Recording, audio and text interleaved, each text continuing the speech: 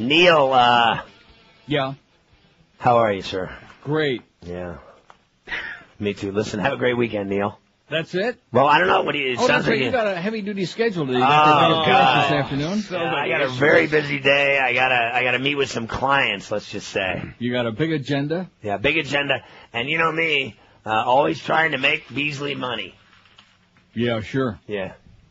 I always try to make them cry. That's me. Yeah, well, you do with the things you say about him. Don't forget Pharrell noon to 2 today. I heard that they had to pawn their banjo just. No, they're having Michael Waltrip's NASCAR Daytona 5 victory car is going to be there. Funny thing is unless I get done with my initial meetings today, yeah. I'm going to be at Napa either way, but I may be a little late because I'm forced. I have no decision-making power here. You have all the power. I don't have any. Right. Well, that's true. Like I said, they're when censoring. the little hand hits the big hand at noon, Pharrell will be there. Napa Auto Parts. They're censoring you now, I heard. In Margate. You can spin the wheel and win T-shirts and tickets to tonight's Panthers Mario List Penguin game. Now, Mario is playing tonight. He is? Yeah, yes. He is playing.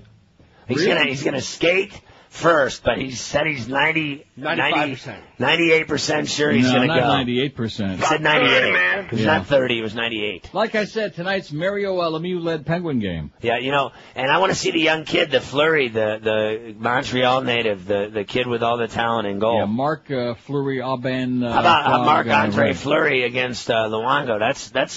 That's the future of the league. Well, we'll see if anybody shows up tonight. There's no excuses. It's a Friday night. Yeah, I think there'll be a lot of people there. At least no Dolphin game tonight, no Hurricane game tonight. What girls' school they play? Oh, they're going to get beat by Tennessee this week. That's bad. Yeah, I think you're right about that. Well, I think the Canes will win, but the Dolphins won't. They're both playing Tennessee. Bogus. No, Canes are going to lose. They're bogus. Oh, that's right. They're both playing Tennessee, aren't they? Yeah. What do you think of the? I love it. What do you think of the Titans? I don't. Yeah, I think they're tough, man. They'll beat the Dolphins. Now, let's see. Did the Patriots squeeze by the Titans, right? You got me. Yeah, like in week 3 or 4. I think they squeezed by in that game. They squeezed it. Well, I know New Yes, England's running away with that thing. Yeah, they're 7-2, baby. They're hotter than a pistola, man. I actually don't see any good football games. Tom Brady's got that thing greased up and ready for action. That's what he said. Vontae's playing Pitt. He said, hey, I can relate to that. That's what Clarence always has me, greased up and ready for action. Hey, here's Notre Dame with another tough game against Navy. All the middies. So George says, I'm really going to enjoy when I'm down there for a brief time. I'm going to enjoy watching you ranting and raving up and down the hall while Clarence and Duff are running around trying to get you back in the studio to do your show. I can't wait to see that. You should have seen Duff in your studio this morning coming at me like he forgot to eat his pill. Really? Jesus, I'd be careful when he starts coming at you. He was crazy, dude. Maybe he got worked up by that weekend he spent in Fantasy Fest last week in Key West. Yeah. Maybe that got him all Some guy called up today and said I say the Lord's name in vain too much. And I don't know, went off on him or something, and then the next thing I knew, man, the Duff Patrol was out. Oh, I gotta. This has nothing to do with that. You know, who's the guy that does the Trashers games on TV? This guy is so bad. Oh, he is horrible. He's so bad. I forgot his name. I was watching, the game where they beat Buffalo 7-4 a couple nights ago. Yeah. So I was watching some of that game, and unfortunately, I didn't get to see Rick Jeanneret, who I love for the same as they had the Atlanta. Yeah, what's his name? The kid. This guy, when they score a goal, he says, Matt. And a goal is scored. And then they had a penalty shot, and the guy, he scored on it, and the goal is scored. I mean, he barely even, gets emotional on it. A goal is scored? What kind of a call is that? I got his name right here. His name's Matt something or another. Matt, you suck, man. You're He does it with Elliot. What's the guy? Both of them. Elliot Gould. But listen, they're both so bad that I can't remember their names, and I worked with them 2 years ago. Really a shame because they got a really exciting, great young team there. But God Almighty, this guy's so does Tampa. Just give me that, and I'll know where it is. This is good. You'll know what is. They have the announcers in there. I guarantee it. One of them's name's Elliot, and the other one's name's Elliot Rodriguez. No, here it is. There's their GM. And Matt Lauer. He's a dick. Coaching staff. Tell Matt the shipment said, by the way. That's Matt Lauer. Hey, did you want to? This is my father, TR, right here, Neil. I know you don't care, but say hi to my dad. My dad. Hey, TR. I already talked to your dad last time it was there. Neil, how you doing? I'm doing great, TR. I accused you of being a Republican on the air this morning. Yeah, right. They got rid of the other guy. They fired everybody. They fired a kid from Pittsburgh. He's gone. I don't blame them. So they got a guy named J.P. Della Camera. Oh, brother. He's the a worst Republican. you ever heard in your life. He makes Judge McDonald sound good, and that's saying a lot. He did Big East men's and women's conference tournament finals, A-10 basketball, awful, and man. soccer. Awful. What the Don't hell? anybody ever watch the Trashers TV telecast? You puke your guts out. Who is he? I've never heard of this guy. I don't JP know. Della He's Camera. awful. And Darren Elliott. Darren Elliott is a former player, and he's a great guy. And I think he sucks too, but he's a great guy. He was absolutely the worst. And you know, I could have done better on TV in Atlanta drunk. Yeah. Than they could. They were so boring. That's why they got rid of me, because I told it like it was on the ice, and I went nuts on the air, as you know. Yeah. Here was Darren Elliott calling the game.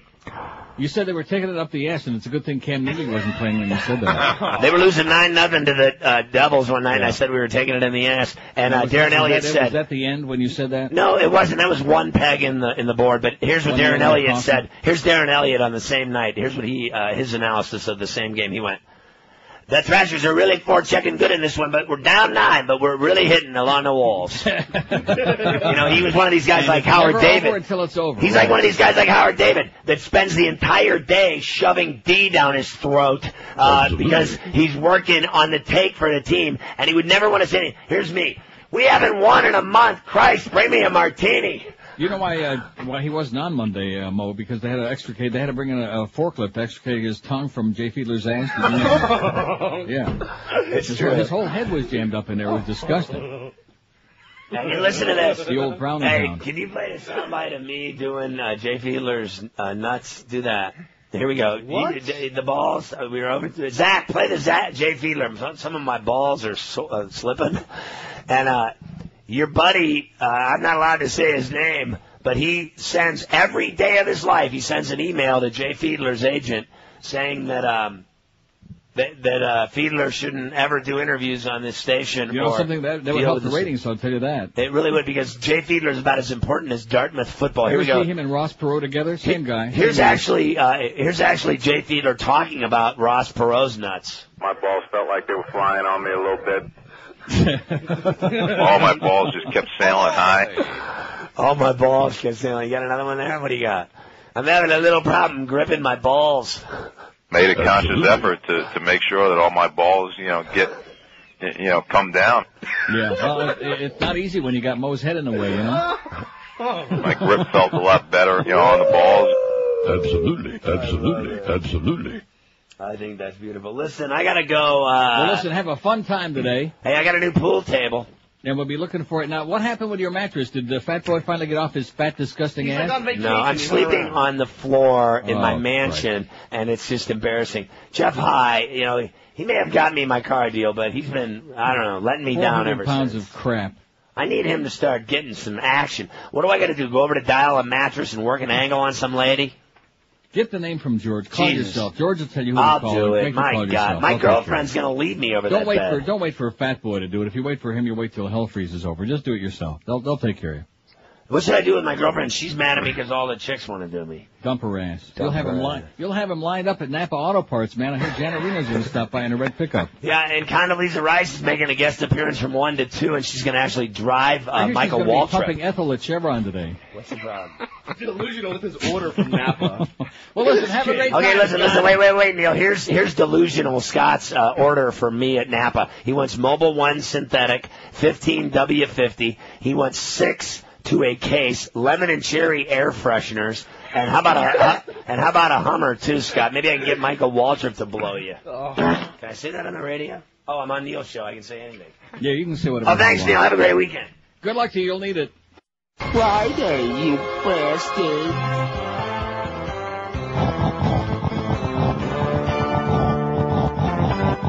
Oh, fat ass Rosie, please go away.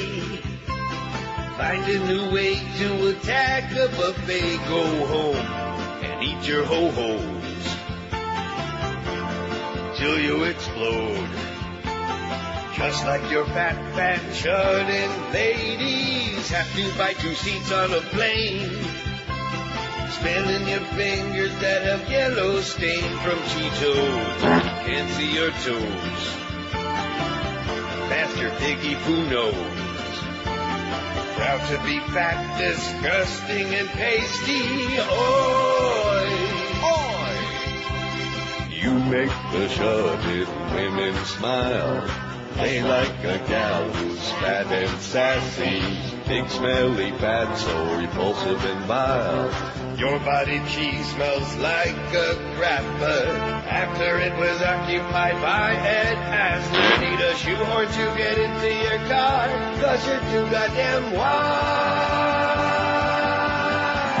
Oink and squeal, oink and squeal, oink and squeal, fat lady, living with your lover lesbian, slobbering and snorting the tree between her knees, mashed potato yeast, smells fishy to me, lapping up a tuna that's moist and tasty, hey. It's 11 after 10. We can't stand that bitch on this show. We don't want to see her no more. I'll tell you that. I'd rather like kiss Mo right on the lips with a little tongue than ever see Rosie again. I'm serious. I can't stand that dyke. Here's a fax to get us started from Mike, who asks, is that LA Times article you read on the air yesterday posted to your website yet? Who was the columnist? The columnist was Robert Scheer, who is one of the best columnists in America, and I've read many of his columns on here over the years, right? Over the last 2-3 years. Yep. Robert Scheer. Over the years. And it's got to be on there, ain't it? Didn't you send it? Yeah, I'm pretty sure. Anyway, it's on there, so just look for it, okay? You'll find it. 1,194 votes. We got 7 more American soldiers dead in Iraq. But who's counting? But who's counting is right. It's just, and nobody cares anymore. That's the problem. It's like, we can't even be bothered reporting that because Rosie's lawsuit's getting really tense now, and she's making a lot of comments out there in front of the courthouse. And the Lacey Peterson and Scott Peterson thing's getting really heated up again. And then we got the sniper trials. Camouflage-clad police officers demonstrated how a sniper could... Yeah, see, we got that all whipped up again now with John Mohammed and Lee Malvo Schwartz. All of that stuff going. So who the hell's got time for a few more dead American troops, you know? It's really tragic, man. It's really very sad. And especially those of us who lived through the whole thing in Vietnam the first time, and 58,000 American kids came home in body bags. And now it's adding up. You know, at first it was like 1 a day and 2 a day, and then of course we had 16, which turned out to be 19, and now we got 7 overnight. Now it's like in clumps, in bunches, and the number's starting to add up real fast, like over 400. But nobody cares. That's the best part of the whole deal, is except for those people like directly involved or like nobody cares. Losing their businesses, losing their lives. Right. Let me say it again. The American public doesn't care. They got bigger fish to fry. 10:13 at 560 WQAM. Let me tell you about a place where you can have a great time tonight and all weekend.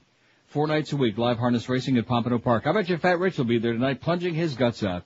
He'll be there betting the 1 over the 278 and the 4 over the 789. You'll see. New post time for the harness races at Pompano Park, 7:05 p.m., 4 nights a week, Monday, Wednesday, Friday, like tonight and every Saturday. And the poker room is open from noon to midnight every live racing day. In other words, 4 nights a week at Pompano Park. Pompano's also got your great simulcasting every day and night, 7 days a week, with the best in harness, thoroughbred, and highlight action from all across North America for you to watch and plunge your guts on. And don't forget general parking and general admission, always free, like always at Pompano Park. New this season at the track, a 20% increase in purses, a nightly giveaway of a $400 betting voucher, and a revamped free Power Play Rewards program that gives you points for either betting the horses or playing poker that you can redeem for special gifts and betting vouchers, too. Every Wednesday at Pompano Park is Dollar Night, dollar draft beers, hot dogs, sodas, and much more. And don't forget, the good news is the Top of the Park restaurant with that fine dining on the 6th floor is now open for the remainder of the winter and spring meet. Okay, plunge your guts at Pompano Park, a block south of Atlantic Boulevard on Powerline Road. For the new racing schedule, you can call 954-972-2000 or go on the World Wide Wicked Web at pompanopark.com. Live and local. This is Sports Radio 560. QAM. There's no fact in the church.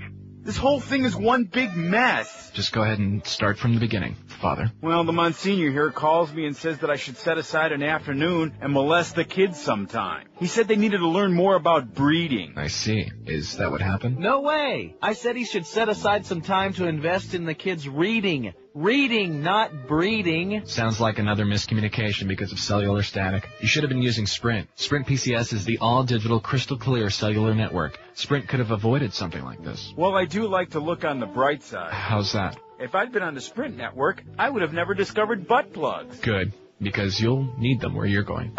4,000 minutes for $39.99 from Sprint PCS. 10:18 at 560 WQM. Happy Friday to you. Now, why did you fax me this great poll from Sean in Hollywood again for the second day in a row? Is there some Because if you don't special refer reason? to it on the air, he'll just keep faxing it every day.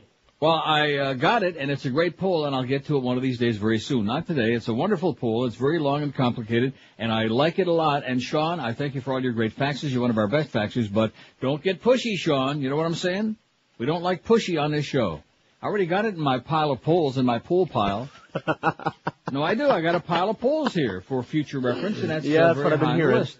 It's a good one, but we'll get around to it when I'm good and ready. So back off a little bit, Sean, okay? Just back off. Ease back a couple of yards from the radio. And, oh, I see. So it says on there Mario's questionable for tonight, Scott, which you're saying he's going to play probably? No, that's what Scott said. Oh. What I the hell don't does think he he's know? going to play. What the hell does he know? He's too busy going to jail now. 1,194 votes. Who is...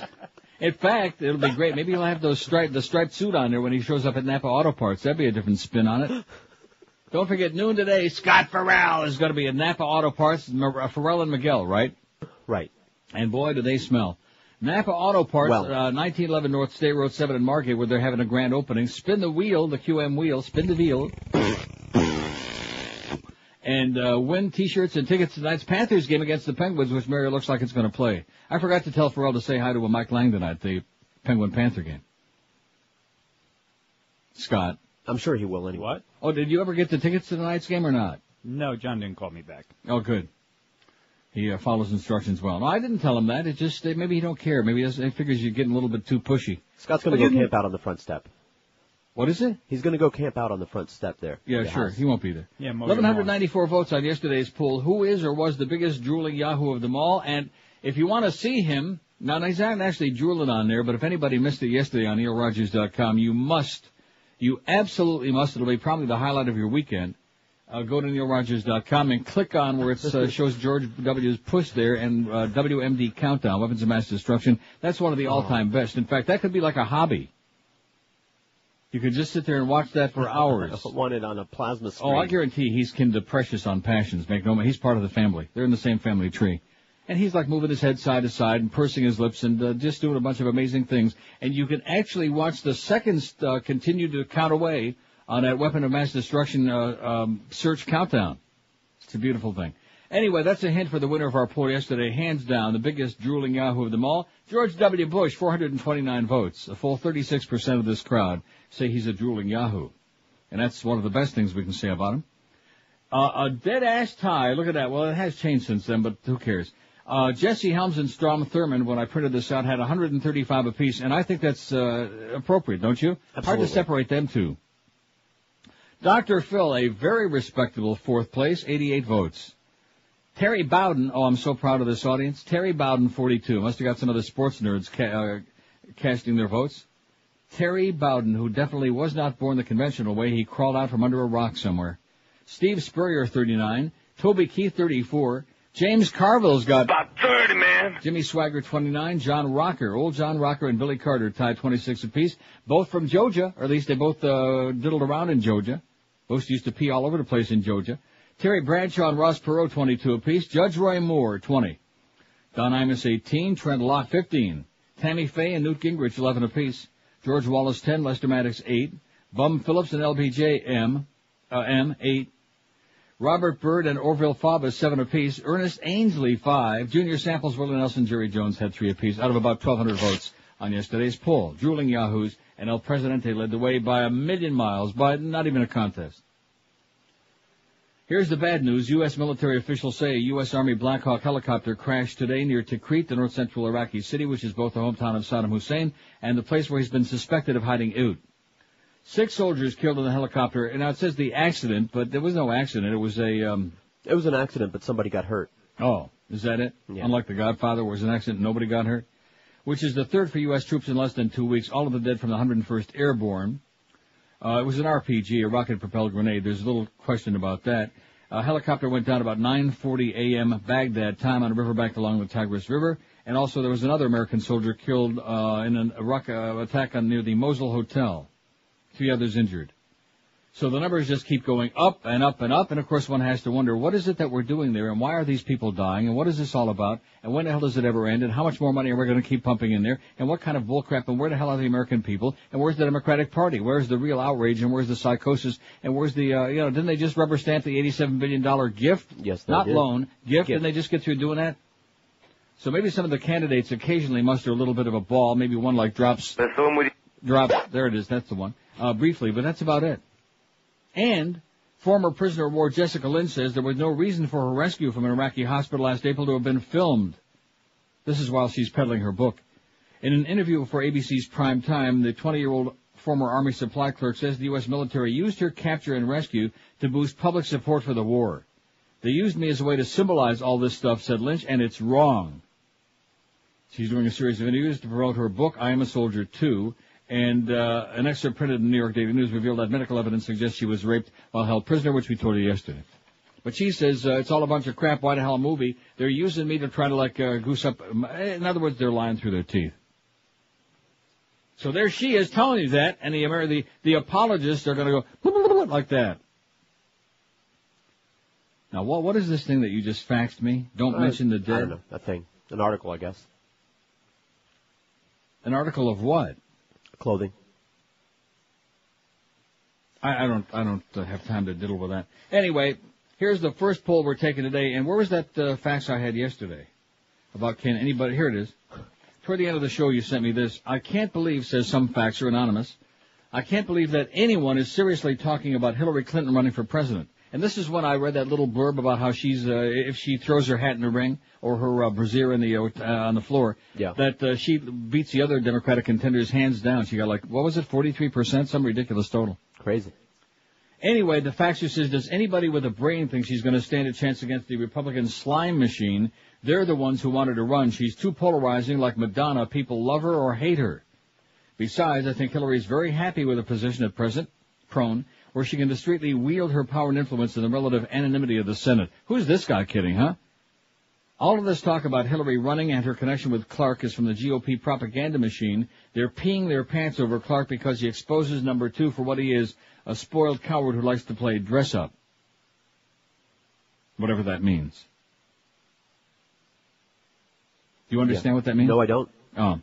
They're peeing their pants over Wesley Clark. Well, if that's the case, they must be the only ones doing it because he just didn't seem to have generated this tremendous amount of enthusiasm except at the Deli Den and at the Rascal House where he was offering free pickles and coleslaw. They enjoyed that, the 8Ks. See, what he doesn't understand, the Democrats are going to get all their votes anyway, so it's kind of like preaching to the choir to be hanging out at the Deli Den. Maybe he was just polishing his bullcrap, you think? Maybe. He leaves me limp. In the beginning I was a little bit excited because, that whole thing about the ex-general and all of this, and he looks pretty good, and he's articulate fairly, but there's nothing there. There's no substance. No. And he ain't got nothing going there. But at any rate, 26, we'll see. So here's the poll we're taking, the first poll. If Hillary Clinton ran for president, which Democrat would you prefer? Hillary, Howard Dean, Wesley Clark, Al Sharpton, Carol Moseley Braun, John Edwards, Dick Gebhardt, Drew Lieberman, John Kerry, Dennis Kucinich, don't care, I'm for Bush, or don't give a crap. Got it all covered there, right? Oh, okay. Didn't leave nobody out.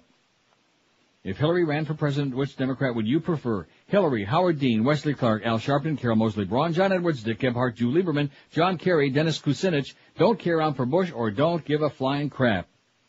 Here's something you ought to give a crap about. Hallett Pontiac GMC was voted the number 1 Pontiac GMC dealer in Dade County and customer satisfaction. I know Tom Lemon and Joe Pareto are pretty excited about it, and they want to thank you, all their loyal customers, for your long-standing support for over 35 amazing years. Right now is a good time to stop by Hallett Pontiac and check out the Pontiac Vibe. Normally retails for over $20,000, but you can buy it fully loaded right now at Hallett Pontiac GMC for just $16,500 plus tax and tag. Hallett's your truck headquarters with over 300 to choose from right now as I speak, including the Yukon and the Yukon. And coming soon, the new Envoy SUV, the most unique SUV on the market. A real gas guzzler, I'm sure, and you can get that big $100,000 tax deferment, exemption. Great Neil deals waiting for you every day at Hallett Pontiac GMC. In fact, it's Hallett Pontiac GMC. This is a nice piece of copy, by the way. 13401 South Dixie Highway, that's US 1 across from the falls. Open every day, 7 days a week. For more info on these special, spectacular, unbeatable Neil deals, you know what to do. Call the Neil Rogers Neil Deal Hotline. Toll free, 1-888-534-4211. That's 1-888-534-4211. Don't forget all offers subject to credit approval. See the nice, friendly folks at Hallett for details. Hallett Pontiac GMC, unlike the unctuous Bob Eisenberg, they are professional grade. Live and local. This is 560. The radio's all yours now. QAM. Kidman stars in The Human Stain. Yes, The Human Stain.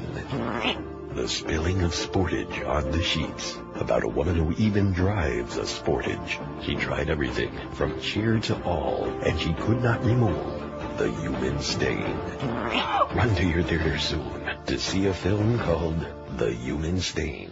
And if she lived in Michigan, she lived in Portage, I think. It's, look at that, the poll is up, and so far Hillary and Howard Dean got 3 apiece. Just the early returns. There's a smattering of vote on there, but it's up. You can bang on it. Here's the facts. I can't read that at the bottom from Bill in what? What does that say? Bill in... Yeah, Bill in Summer. Ormond Beach, maybe? Says, Ormond Beach, that could be it. I can't read it. Work on your handwriting, Bill. He scrawled it fast. He was in a hurry. He says, the best story of them all yesterday, New York Times Marine Dowd piece. Please read it. Okay. I'm easy. All right. Our second poll, by the way, is going to be a movie poll, and I was inspired on that by a thing. What did I do with my thing? I don't want to know. I got another great thing, too, about Bush. We had this on a few days ago, but I got to read. It's not long. Bush no longer in control as Cheney's hawks hijack foreign policy. Important. Muy importante. I know you're very excited about it. See. All you people that are waiting for the big WT so you can all bail out of Dade County and head for Broward. Damn good thing I'm not going to be there. Wow. Forever Flicks. What's your favorite hangout movie? Is a thing that ABC News is doing. This was Good Morning America. In other words, a movie you could watch 1,000,000 times and never get tired of it. So the poll I'm going to take later on is a little spin-off on that, and we never did this exact poll. No. If you only had one tape or DVD movie that you could watch over and over again, what would it be? Now, of course, that would get a little bit ponderous, but nevertheless, right? Right. You're going to be on an island. Pick if one. you were stranded on a desert island, there was only one DVD, and you had like I don't know where you get your power to watch it, but just assuming, it's just for fun. Windmill Ray generator. Dowd writes, death not be loud, in yesterday's New York Times. Who can blame poor President Bush? Look at his terrible dilemma.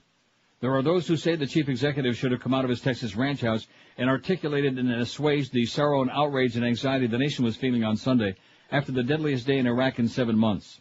An attack on a Chinook helicopter had killed 15 American soldiers, 13 men and 2 women, and wounded 21. There are those who say Mr. Bush should have emulated Rudy Giuliani's empathetic leadership after 9/11 or Dad's in the first Gulf War and attended some of the funerals of the 379 Americans killed in Iraq. Or one. Maybe the one for Specialist Darrell Dent, the 21-year-old National Guard officer from Washington who died outside Baghdad in late August when a bomb struck his truck while he was delivering mail to his troops. His funeral was held at a Baptist church 3 miles from the White House. But let's look at it from the president's point of view. If he grieves more publicly or concretely, if he addresses every instance of bad news, like the hideous specter of Iraqis celebrating the downing of the Chinook, he'll simply remind people of what's really going on in Iraq. So it's understandable why, going into his re-election campaign, Mr. Bush wouldn't want to underscore that young Americans keep getting whacked over there, and we don't know who is doing it or how to stop it. The White House is cleverly trying to distance Mr. Bush from the messy problem of flesh and blood soldiers with real names dying nearly every day, while linking him to the heroic task of fighting global terror. It's better to keep it vague, to talk about the important cause and the brave defenders of liberty. If he gets more explicit or allows the flag-draped coffins of fallen heroes to be photographed coming home, it'll just remind people that the administration said this would be easy and it's teeth-grindingly hard, and that the administration vowed to get Osama and Saddam and WMD and hasn't, and that the Bush team that hyped presence of al-Qaeda in Iraq has now created an al-Qaeda presence in Iraq, and that there was no decent plan for the occupation or for financing one, no plan for rotating or supporting troops stretched too thin to guard ammunition caches or police a fractious society, and no plan for getting out. As the White House points out, Mr. Bush cannot fairly pick and choose which memorial services to go to or which deaths to speak of. If a helicopter were hit an hour later after he came out and spoke, should he come out again? Dan Bartlett, the White House communications director, told the Times' Elizabeth Viewmiller, explaining Mr. Bush's silence after the Chinook crash. The public, he added, wants the commander-in-chief to have proper perspective and keep his eye on the big picture and the ball. The ball for fall is fundraising. President Bush has been going full throttle since summer, spending several days a week flying around the country, hitting up rich Republicans for $2,000 checks. He's raised $90 million so far out of the $175 million he plans to spend on a primary campaign in which he has no opponent. At fundraisers, Mr. Bush prefers to talk about the uptick in the economy, not the downtick in Iraq. On Monday, arriving for a fundraiser in Birmingham, he was upbeat, not somber. As Mike Allen of the Washington Post reported in his pool report, the president, who gave his usual salute as he stepped off Marine One, appeared to start the day in a fabulous mood. An Alabama reporter who was under the wing shouted, "How long will U.S. troops be in Iraq?" The president gave him an unappreciative look. Raising $1.8 million at lunch, he stuck to the line that we are aggressively striking the terrorists in Iraq, defeating them there, so we'll not have to face them in our own country. He didn't want to depress the donors by mentioning the big news story, the loss of 15 American soldiers, or sour the mood by conceding the obvious, that the swelling horde of terrorists fighting us there will not prevent terrorists from coming after us here. Maybe we should all be like President Bush and not read the papers so we don't get worn down either.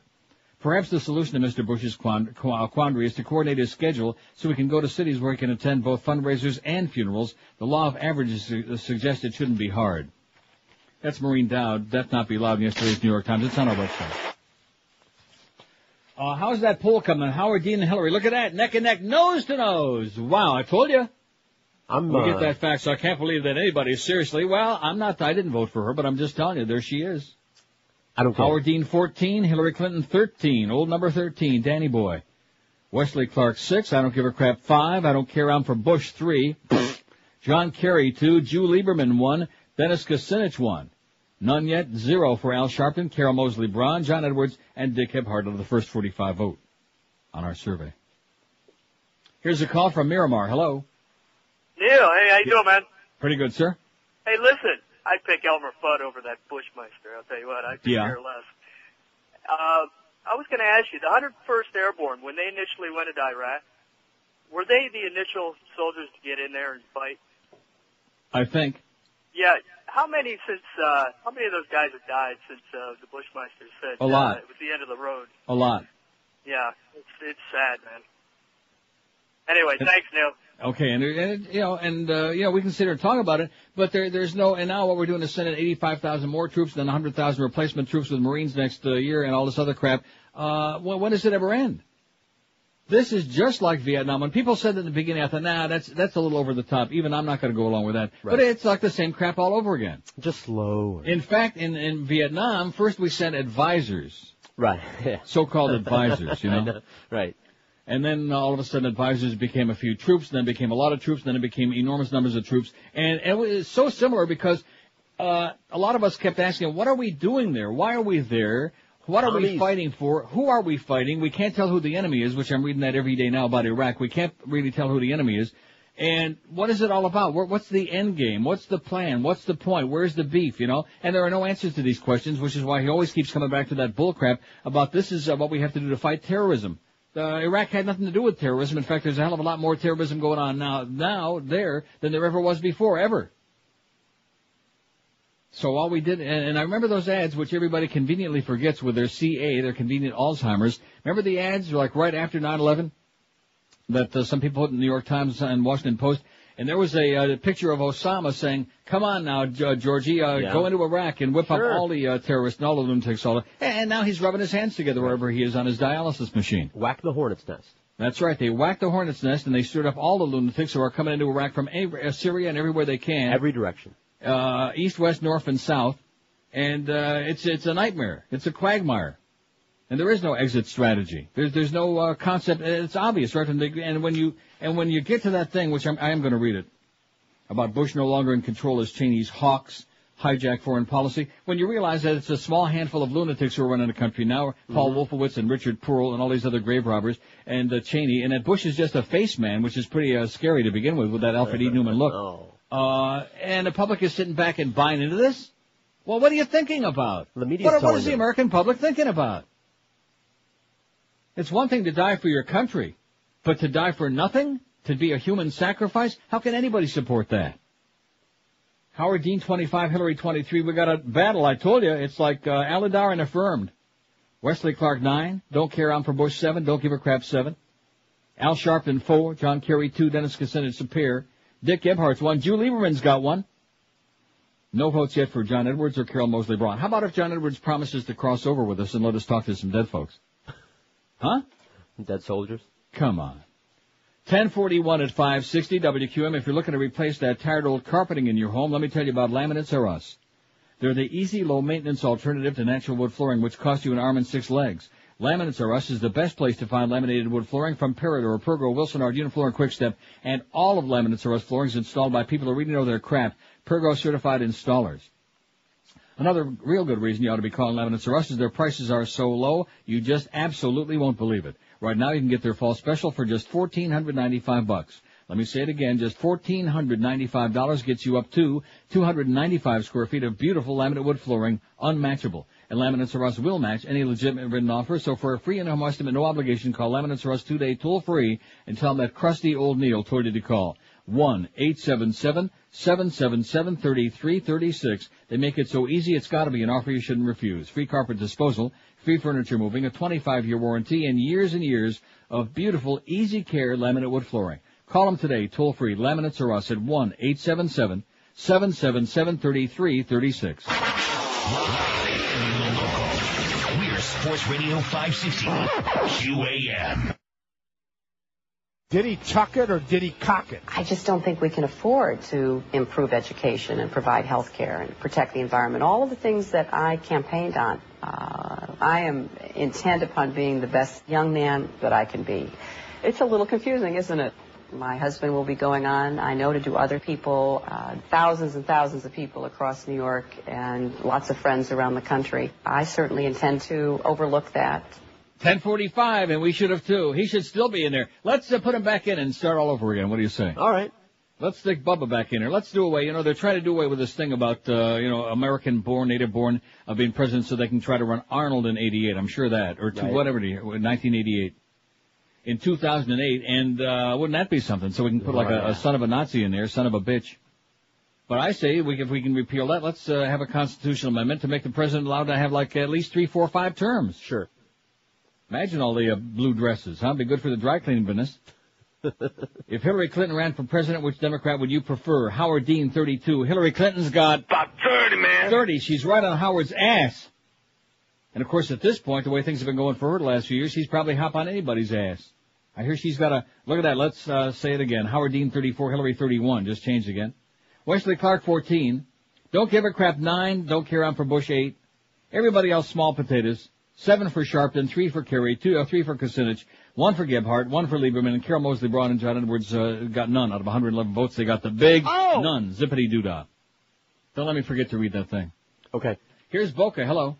Hi, Neil. How are you? Okay. One quick question. Where did you read that show that you played over the air? Where was that from? CBC. Is there any way I can get a transcript, on the internet, do you know? Yeah, cbc.ca/fifth, Fifth Estate, F-I-F-T-H. Okay, and read The Lies of George W. Bush by David Corn, a great book. Okay. Talk to you later. I got it in the other room, thanks. I got it sitting on the floor. I got a whole bunch of books I got to read. Speaking of David Corn, I got a good article by him about Ann Coulter, that nasty, smelly bitch. Don't forget to read that. Huh? Don't forget to No, read but I that. got to get to this one first, okay? This is more important stuff. And I wish the hell somebody was listening who, there are a few, I don't want to insult the whole audience, there's a few out there. About 30, man. Who give a crap about something more than ball games and crap like that, but they don't. They just don't. That's why it's so sad that piece was on the CBC and not one of the American networks, or at least even PBS, which the CBC, Fifth Estate puts Frontline on PBS to shame. There's no comparison. No contest. In fact, it was the CBC that did that piece about the Patriot missiles. Remember that? Yeah. And the fact that they didn't hit one Scud back in the Gulf War I, didn't knock down one Scud, and the Israelis said, are you people kidding, for crying out loud? Those things aren't worth a crap, but the Raytheon people liked it because they're making millions and millions of dollars peddling them, and they're still selling them. The Patriot missile, it's going to take out those Scuds, ain't it? No. Anyway, Bush no longer in control as Cheney's hawks hijack foreign policy. This was in the Sydney Morning Herald, Sydney, Australia, a couple of days ago. A former Pentagon officer turned whistleblower says a group of hawks in the Bush administration, including the Vice President Dick Cheney, is running a shadow foreign policy contravening Washington's official line.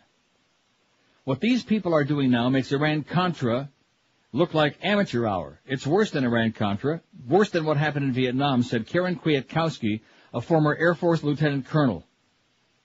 President Bush isn't in control. The country's been hijacked, she said, describing how key governmental areas of neoconservative concern were politically staffed. Ms. Kwiatkowski, who retired this year after 20 years of service, was a Middle East specialist in the Office of Undersecretary of Defense for Policy headed by Douglas Feith. She described a subversion of constitutional limits on executive power and co-optation through deceit of large segment of the Congress, adding that in order to take that first step, Iraq, lies had to be told to Congress to bring them on board. Oh, and if I can interrupt this reading momentarily, you notice Richard Pearl now is making noise and carrying on about Iran. Now he's back on that again, about it's a hotbed for terrorism, and he's rattling the spear again about Iran. But I couldn't hide. Ms. Kwiatkowski said the pursuit of national security decisions often bypassed civil service and active duty military professionals and was handled instead by political appointees who shared common ideological ties. There was speculation this year that such an ideologue group had emerged and that it was behind the U.S. attack on an Iraqi convoy in Syria in June. The New York Times quoted Patrick Lang, a former senior Defense Intelligence Agency official, as saying that many in the government believe that the incursion was an effort by ideologues to disrupt cooperation between the U.S. and Syria. Ms. Kwiatkowski said there was an extra-governmental network operating outside normal structures and practices, a network of political appointees in key positions who felt they needed to take some action and to make things happen in foreign affairs national security way. She said Pentagon personnel and the DIA were pressured to favorably alter assessments and reports. In a separate interview, Chalmers Johnson, an authority on U.S. policy, said that the administration's neoconservatives had in effect seized power from Mr. Bush. Dr. Johnson said the neoconservatives had pursued an agenda outlined in the controversial 1992 Defense Planning Guidance. That document, drawn up at the direction of Mr. Cheney when he was Defense Secretary, said the world's only superpower should not be cautious about asserting its power. How do you like that? So the chicken hawks are running the roost. Yeah. And Richard Pearl again, like I said, making all kinds of noise about Iran, and they're a hotbed of Hezbollah and Hamas and all this other crap. Well, we ought to be able to spread ourselves a little bit thinner, don't you think? We don't have enough troops to carry the thing on in Iraq, which we don't know what the hell we're doing there yet, or we're never going to get out. So what's Iran? I mean, that's kind of like a small little country, right? Sure. And they'll greet us as heroes, remember. That's right, and of course they'll bring us all kinds of candy and halava there, too, those Muslims. Those schmata heads. Howard Dean's got 40, Hillary's got 36. Wes Clark 18, and everybody else single digits. It's really a two-horse race, and Wesley Clark's kind of like the dark horse, wouldn't you say? Is he so dark? Well, compared to you, my pasty friend. Here's Coconut Creek. Hello. Hello, Neil. Yes, sir. Yeah, how are you? I'm surprised nobody's mentioned about what Mo said this morning about you, and also yesterday on young Paul and Ron Brewski there. Yeah.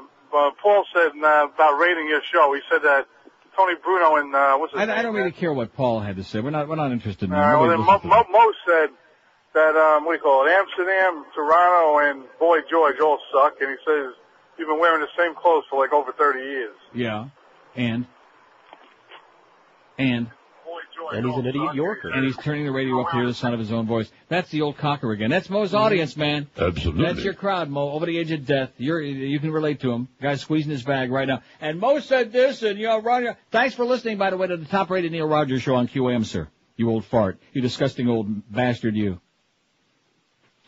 Yeah, that's the kind that's listening to Mo.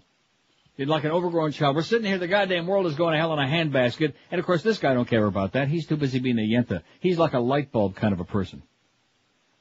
Now let's see. I can't read this because it's printed over something here like from Howard somebody, but not Mo Howard. Watermark there. Something about these young Americans dialing daily. I find myself becoming irritated about the fact that our something has pledged over $85 billion to rebuild the area.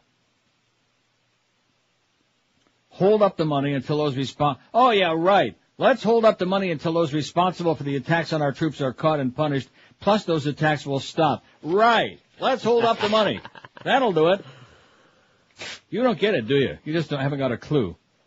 Anyway, here's this thing, favorite flicks. It doesn't have any names of any movies on here, though, on this ABC thing. It does give you a chance to vote. It says, do you have a favorite movie you'd like to slap into the DVD? Oh, it does have names of movies. I see. Or VCR over and over again. Can you watch it a million times, never get tired of it? Whether it's Animal House, Caddyshack, or Little Mermaid. The Little Mermaid, give me a break. We want to hear why you love to watch it over and over again. Does it make you feel happy and safe? Is like all is well with the world? Or does it make you feel inspired and strong? Or maybe fired up and pissed off? That's another one that they left out on ABC on Good Morning America because that's out of their league. You know, they don't want to say pissed off and fired up. Pissed off gets me fired up when I hear someone say that. Exactly. So there you go. So we got 7 more dead American kids over there. And this guy's worried about what Paul and old Ron said and what Mo said this morning about his colostomy bag. 45 votes for for Howard Dean. Hillary Clinton, 38. Look at that, Mo Howard D. You see the relationship there? Absolutely. Wesley Clark, 18. 13 don't give a crap. Don't care, I'm for Bush, 11. That's 7.6%. Who still don't get it. Al Sharpton, 9. Dennis Kucinich, 4. John Kerry, 3. Carol Mosley Braun finally got 1. Dick Gebhardt's got 1. Nobody's seen it yet. Drew Lieberman's got 1. And poor John Edwards, he can't cross over. 144 votes, and he's got none for poor John Edwards. That drooling yahoo from North Carolina. Who are you to come down here in the South and tell us all about them Confederate flags? Who are you come down here and tell us what we should think, huh? You old Jew boy? Well, you ain't a Jew, but you're from Vermont, so it's close enough. Close to New York. Here's a call from Miami. I'm on the wrong line. Look at that. There's nobody on. That was a fortuitous piece of luck. Here's Miami. Hello. Hello? Yes, sir. Neil. Uh-huh. Hey, put one down for Hillary for me, will you? Yeah, okay. Here's a call from Coral Gables. It's probably that same moron again. Miserable son of a... Yeah, that is. Told you. 567-0560, pound 560. I might just do a lot of reading today, because they got nothing to say. It's the weekend. Fine by me. All right. Here's Miami. Hello. Neil. Yes, sir. Good morning. Buenos to you. I have two big concerns with this Iraq war. My first concern, obviously, is that we're losing on average 2 soldiers a day. This can turn out to be a Korea all over again, with the big difference being that we're going to be losing soldiers because, we're embedded in that country we don't know what we're doing. Don't say embedded, please. I don't like that word. Don't say embedded. Neither do I. Let me tell you something. David Bloom was embedded, too, and now he's dead. They've used it so much in the media that, now my second concern is that this administration supposedly is saying that it's for security reasons, which it's not, and then they're saying that we're there to democratize the country, which is not, because if we truly have a faithful and good, morale, which is not, what are we doing supporting Saudi Arabia? It seems to me that hypocrisy is falling on this administration's face. And my biggest concern is that there seems to be little hope for the future. Look where they're going to be holding the first presidential debate next year. Did you hear that? Yeah, right here, University of Miami, yep. Amazing. How and Donna Shalala's a pretty bit upset because Howard Dean's going to say, I got balls, and she's not going to like that. Neil, pray for us. That's all I can say. I'm praying. I'm saying a bracha right now. Good luck to you, Pally. Hang in there. Baruch atah Adonai, Borei Peri Goyim. This is Sports Radio 560 QAM. Friday, you bastards.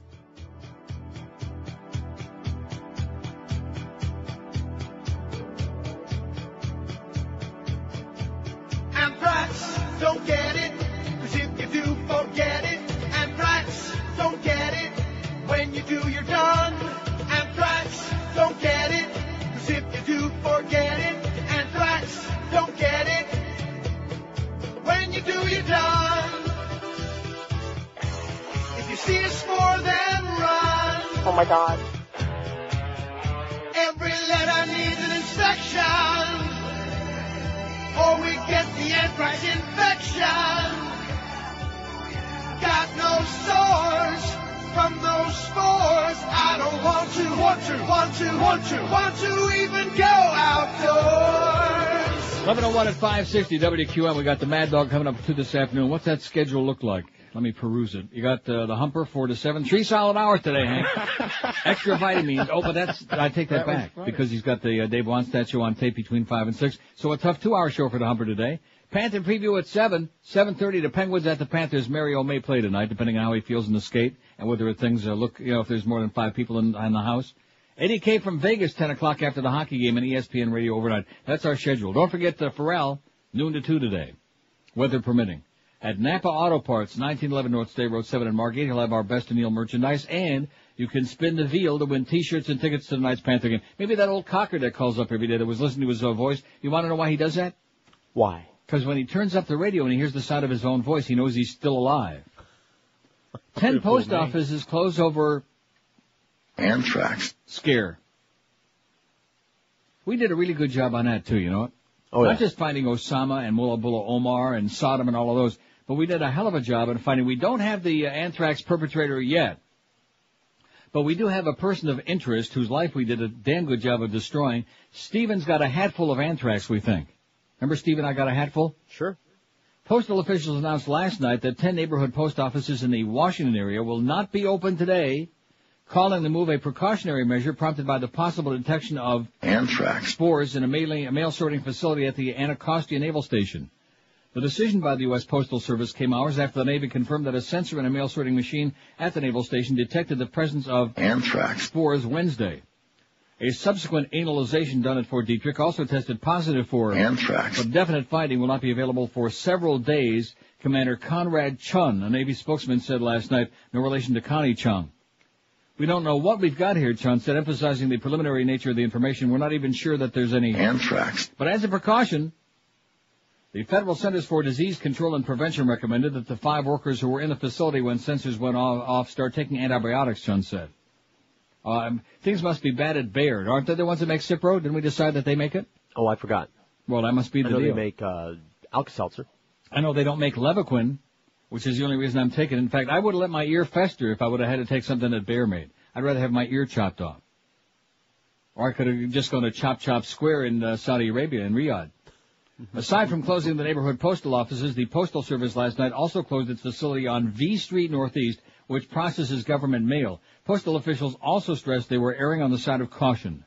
We have no reason to believe that anyone is at risk, oh my God, said Jerry McCurran, a Postal Service spokesman. The mail handling facility at the naval station is also closed because they're a little bit concerned about anthrax. No big deal yet. No reason to panic quite yet. Just mention that in passing. Okay, if you only had one movie, because we'll keep the other poll up there till noon. What do you say? Okay. On the Democratic candidate. If you only had one tape or DVD that you could watch, like on a desert island, over and over again, what would it be? I got 3 here: Godfather, Godfather 2, and Network. Those are the only 3 I put down. I added. Yes. A Clockwork Orange.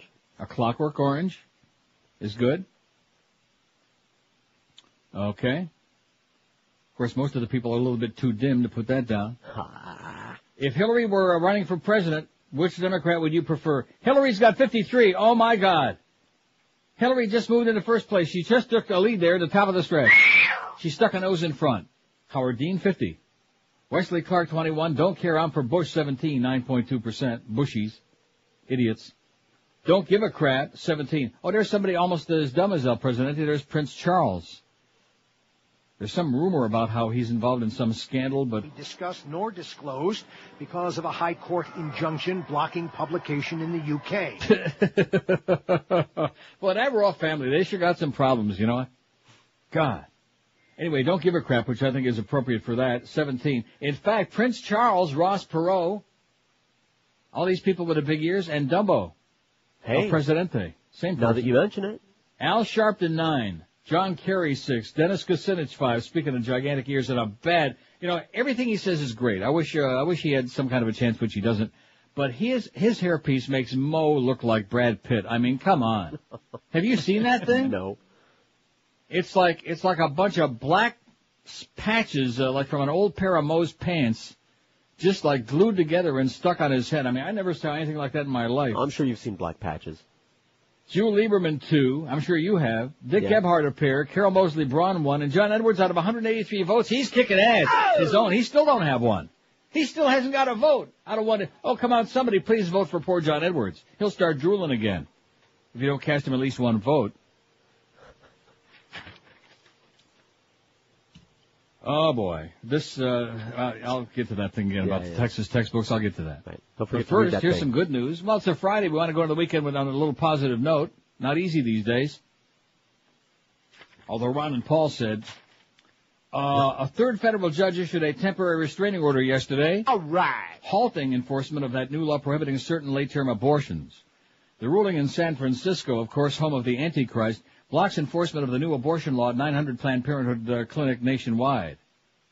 The ruling was the 3rd since President Bush signed the Partial Birth Abortion Ban Act of 2003 on Wednesday. In each case, the judges said the law could be declared unconstitutional because it doesn't contain an exception to protect the woman's health. What they don't understand is, the women are already alive, and the right-wingers, including El Presidente, they don't care about anybody who's alive. All they care about is that fetus, man. The fetus. They're hugging it, they're squeezing it. They're obsessed with the fetus, the nebulous unborn. A federal ruling in New York earlier Thursday covers doctors who perform about half the nation's abortions. A ruling by a federal judge in Nebraska less than an hour after Bush signed the law applies only to the 4 doctors who filed the lawsuit. When he signed the law, Bush said he would use every legal avenue to fight anyone trying to block its enforcement. What a piece of crap. The law does not provide an exception for the health of the mother, but it appears to provide some exception if her life is endangered by the pregnancy. Let me read that again. Could you? Signed by your president, by your caring, compassionate, conservative president, George W. Bush. The law does not provide an exception for the health of the mother, but it appears to provide some exception if her life is endangered by the pregnancy. The form of abortion is not banned if it is necessary to save the life of a mother whose life is endangered by a physical disorder, physical illness, or physical injury, including a life-endangering physical condition caused by or arising from the pregnancy itself, according to the text of the law. Planned Parenthood President Gloria Felt applauded the San Francisco order, saying it halts the implementation of this dangerous and reckless abortion ban. The unconstitutional law denies women, in consultation with their doctors and families, the right to make decisions about their own health, Felt said in a written statement. Thankfully, the court understood the immediacy of the situation and temporarily stopped this law from taking effect. The New York ruling covers providers affiliated to the National Abortion Federation, which claims to represent the doctors who provide half the abortions sought by women each year.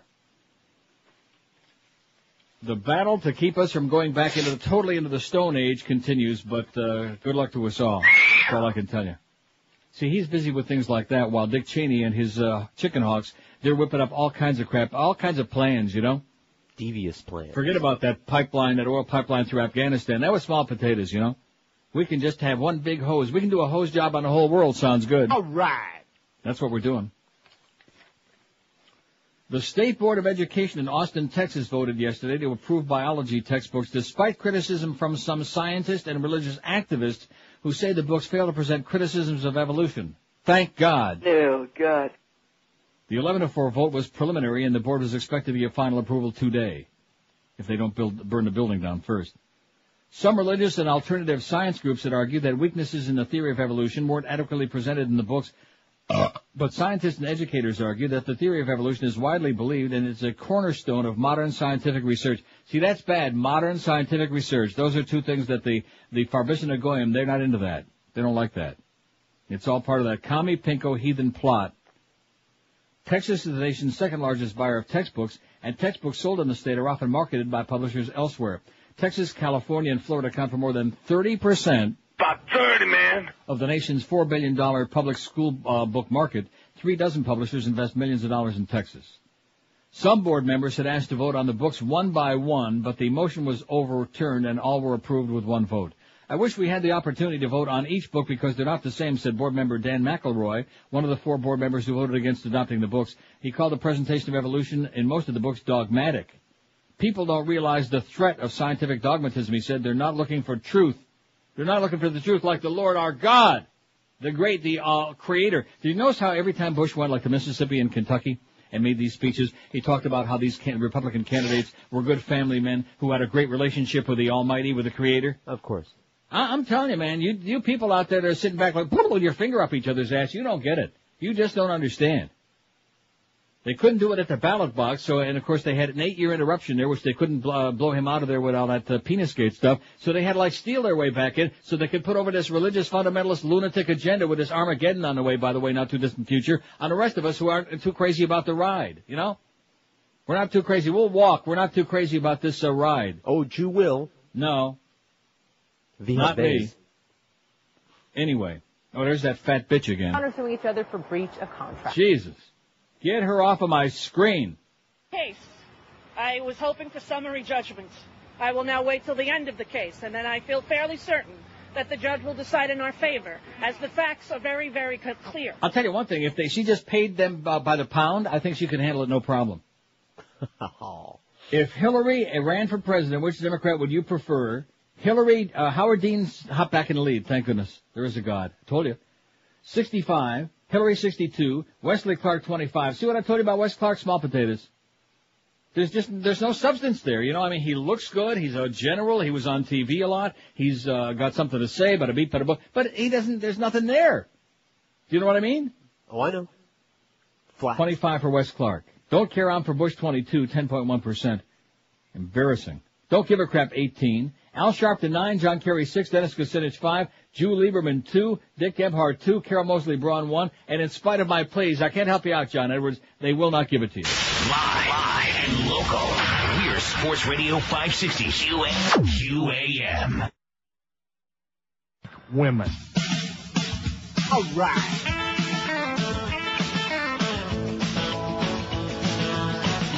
Hillary from Arkansas, Hillary from Little Rock, Arkansas. Got an idea from Tiffany, moved to New York and run for senator. All through the state, people shout your name. Hillary! You will never beat Giuliani. No, sir! The idea seems so silly. Hillary from Arkansas. Miss Hillary from Arkansas, right out of the cornfield on Hee-Haw. Husband Billy is a naughty boy. When you leave the house, he'll jump for joy. Whitewater now just a memory. Hillary! Generino doesn't have a clue. No, sir! You and Bill are so damn slippery. Hillary from Arkansas. I think you should run, honey. Well, hell yes, I do. I think you should devote all your time to it. And I'll just, I'll stay home, you know. I'll take care of things. Taking care of business. I'm a BTL fan, man. Miss Hillary from Arkansas, it's the damnedest thing I ever saw. You're a twitty little goofy dog, 'cause you never have lived in New York, so change your mind while in Illinois. Hillary! We don't believe that you're a Yankee fan. No, sir! You're a dope beating bad Democrat. Hillary from Arkansas. H-I-L-L-A-R-Y! Hillary! Hillary!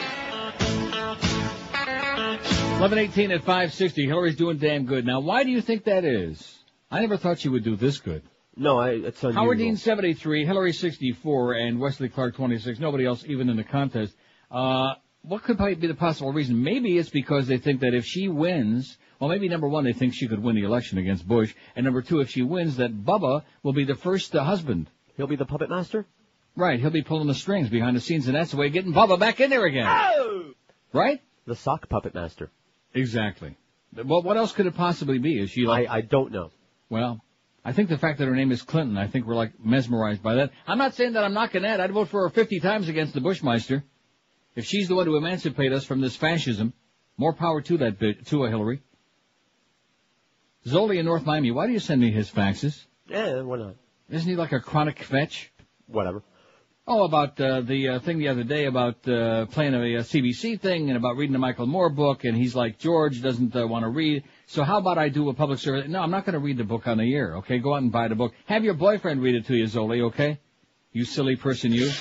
Have your boyfriend read it to you while you're sitting back with your legs up in the air.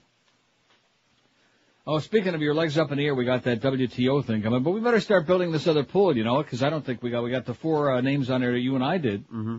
But that doesn't get the job done if you only had one taper. Like if you were stranded on a desert island, and of course a lot of other time you'd be spent hunting bananas and working on, you know, the old python, whatever you were doing. But coconuts. And on your coconut. But if you had one taper DVD movie that you could watch over and over again, what would it be? If it was one and only one. See, this precludes those people who will say, well, I got a few for you. I got a couple. Yeah. No, if you had only one, see, because no, that's why I worded it that way. To avoid those pains in the ass who always want more than one. And this isn't the same as just the best movie. No, of course not. Might not be the same thing. This isn't even the one that you've watched the most in the past. This right. is one that you could like live with that would like solve your needs. Like, I got one, but we won't put it on there because it's old. Debbie Does Dallas. That would solve a lot of your needs. Not mine. Oh. Godfather 2, Network, or A Clockwork Orange. Those are the only four we got on there so far, and they're all ours. We'll get some. 5670560, pound 560 on the AT&T and Verizon wireless line. Here's Pompano. Hello. Hello. Yes. Neil. Yes, I am. How you doing? I got a good one for your poll. How about The Prisoner? I like that. Hello. And But The Prisoner. Prisoner wasn't really a movie, was it? Was it just a miniseries? Well. No, it wasn't. So like I said, it's a good one if it was a movie, but is it a movie? No, it's a miniseries. I mean, we could put it on there, but it wouldn't be, if we're gonna right? pick series I want to pick MASH. 11 years of entertainment there. MASH was a movie, though. See, that's where you're wrong. Oh, yeah, that's right. Bad example. Prisoner was never a movie. I don't know how they would have made it a movie, really, when you come right down to it, because, you You know what I mean? I guess they could have. They could have, but it wasn't. It wasn't, so it's not on the list. Nice try, Pally. I mean, there's the first call trying to put one on there, and it's not even a movie. 5670560, pound 560 on the AT&T and Verizon Wireless line. And who is number 6? Oh, that's right. It's Patrick McGowan. Here's the lady in West Palm Beach. Hello. Hi, I've got a great movie to laugh with. Okay. The Great Outdoors with John Candy. The Great Outdoors. Rest in peace, man. If you'd have just put down that last piece of candy. I just laugh every time I see it. Okay. Enjoy your day. Bye-bye. Oy vey. See ya. Oy vey. Oh. John Candy. He was Canadian, eh? I just mentioned that in passing. Oh, there's Ted Kennedy. Lie after lie after lie, end quote. The decision to honor Kennedy was made before the war, and his spokesman says he is looking forward to the event. Oh, yeah, that's right. Bush Sr.'s got to give him that award for his meritorious service. That's going to be a beautiful thing. I hope he gets up there and makes a speech and just rips W up major bloody ass. I'd just love to see it. Nice going, Ted. By the way, put the sandwich down. Here's a call from Plantation. Hello. Yeah, I got one for your poll. Yes, sir. Okay. Wait, Tar, get a little closer to the phone, okay? Speaking of that thing with the holes in it, you know, like your ass. Coral Gables and Plantation, they seem to have something in common. Here's a call from Pompano. Hello. Yeah, hi, Neil. Yes, sir. Yeah, I don't have an addition for Have you got the pot shut down, Scott, or something? Because all of a sudden, I know my hearing hasn't gone like Rush. Go ahead, sir. Yeah, Neil, I don't have an addition for the poll because it's on there already, The Godfather. But I wanted to ask you something. I think the key for the Democrats to win the election next year is two things. One, they really need to select a very good vice presidential candidate. I mean, Gore made the biggest mistake when he put Lieberman on. No, they don't have to put a very good one on there. They just don't have to put a bad one on. It's a death wish like Lieberman. Yeah, I mean, because Lieberman basically cost them 5 states as far as I'm concerned. I mean, he couldn't even carry his own home state because of that. Right. And whoever is the candidate, do the right thing, embrace Bubba, ask him for help. I mean, it'll be a slam dunk if they just, get Bubba to I mean, Gore distanced himself so far from Clinton for whatever reasons, and, it was the biggest mistake he made other than, selecting Lieberman. I just feel that, Bubba shows up and campaigns for the person. It's the candidate. It's going to make it so much easier, I believe. I mean, I think... I say Bobby Graham for vice president. That could help him win Florida. Yeah. And Howard Dean says Graham is on his short list of choices if he wins it. Yeah, that's true. I mean, he'll help for sure. But let's just hope that, this insanity ends next November. That's all we can hope for now. Okay, pal. I got my legs crossed. Thanks. Okay, bye. See ya. Cross your legs and your eyes and your arms, okay? In fact, just wrap yourself up like the Buddha. Like Troy Stratford. He just puts his arms around himself and the dark-complected Buddha. Not too dark. 5670560, pound 560 on the AT&T and Verizon Wireless line. Howard Dean, 78, Hillary, 69. 69, Hillary. Oh, she don't like that position. Wesley Clark has got... About 30, man. Here's a call from Fort Lauderdale. Hello. Hello. Yes, sir. I got an addition to your poll. Okay. Caddyshack. Caddyshack, okay. Best movie I ever saw. Okay, thank you so much. Well, he stays home a lot, I guess. Caddyshack. All right. Is the best movie he ever seen. I mean, I do like Caddyshack. I've seen it a couple of times. Would I ever see it again? No. 5670560. Now, what is this? And clean. But some parents were furious, saying Drug it went sweep too at far. Stratford High School. You know why they'd have to Goose take on Creek, that South force? Carolina. They were innocent kids. They were just minding their own business, getting ready for class. The police say not everyone is innocent. A lot Look of drug at activity that. has been seen in this What do you very want? hall. Holy But cow, some are you say watching pointing loaded CNN? weapons at kids isn't the answer. A drug sweep that was at this just public enough high to school, Stratford frustrate High any in parent. Goose Some of the Creek, South officers Carolina. had their weapons drawn And they got at a cops in low-ready there. They position, got all the which is kids not down on the pointing floor. at the faces or heads of students. It was down in a position where should somebody who has drugs A suburb of Charleston, on South them, Carolina. and fears A drug sweep. of getting caught, and for some reason if they made a poor decision and decided to use a weapon. I've never seen anything like that in my life. No, talk about stormtroopers. Officers say it was for everyone's safety. They did handcuff several students who wouldn't get down. Oh, my God! An overreaction on our part. I'm sure it was an inconvenience to those individuals who were on that hallway. But I think there's a valuable experience there. A canine officer did smell drugs in 12 book bags, but nothing was actually found. But police aren't discouraged. We've sent the message to the folks distributing and dealing drugs at the school that, we know you're doing that. we have no hesitation to come in and address it. They've got all the kids down on the floor, right, with their guns pointed, because they're looking for traces of, they're looking for drugs. I think it was very senseless. Senseless? Man, fascism is alive. Well, time to buy the boots, baby. Hip boots, good. Live and local. This is Sports Radio 560. QAQAM. Gordon gives South Florida a major blowjob. I like it. I like it. 560 WQAM presents the Opie and Anthony Show with Mo Howard David. This is Opie. And I'm Anthony. Yeah, wait a minute. It's me with the low voice. Oh. Yeah, you got the affected voice. Okay. Hi, Anthony. Yeah, hi, Opie, and let's not forget our old pal Mo Howard David. Yeah, I was wondering how long it would take for you two punks to get around to me. I really hit the big time, huh? Here I am with the Opie and Anthony. Hey, Mo. What? Take off your pants. Yeah, we're gonna rape you now. You gotta be kidding me. This is a family show. Wrong. This is the Go Pee on Anthony show. Now, come on, strip. I thought you guys only did that in church. Yeah. Hey, get your hands out of it. Get out of there. Shut up and submit. Them's my delicates. Don't touch my delicates. I'm tender. Why does everybody want to rape me? Why? Because we think it's funny. That's why. Yeah, you got a nice back. I got news for you, Pally. I'm still spry. I ought to mobilize you out. Oh. I got his hands tied, Opie. Want the red ball? No, not for this. All right, Ma, open wide for Chunky. Let's sing that together now, shall we? Okay. Open wide for Chunky. All right, start spanking, Anthony. Okay. Yeah, that's right. Yeah, use your lips. No teeth. No teeth. Up. I said no teeth. Sorry, ready for some medieval love. You're not the boss of me now. Yeah, I really sound like that Mitsubishi guy now, don't I? For the gift. Well done. Okay. Take it away, Mo. See you later. Thanks. What? You're just going to leave me here? We'll be right back. On 560. It's 11:32 at 560 WQM. Reason I played that, I bet you don't know it. No, I don't know why. Here's the answer. Woman sentenced in cathedral sex case just in only moments ago.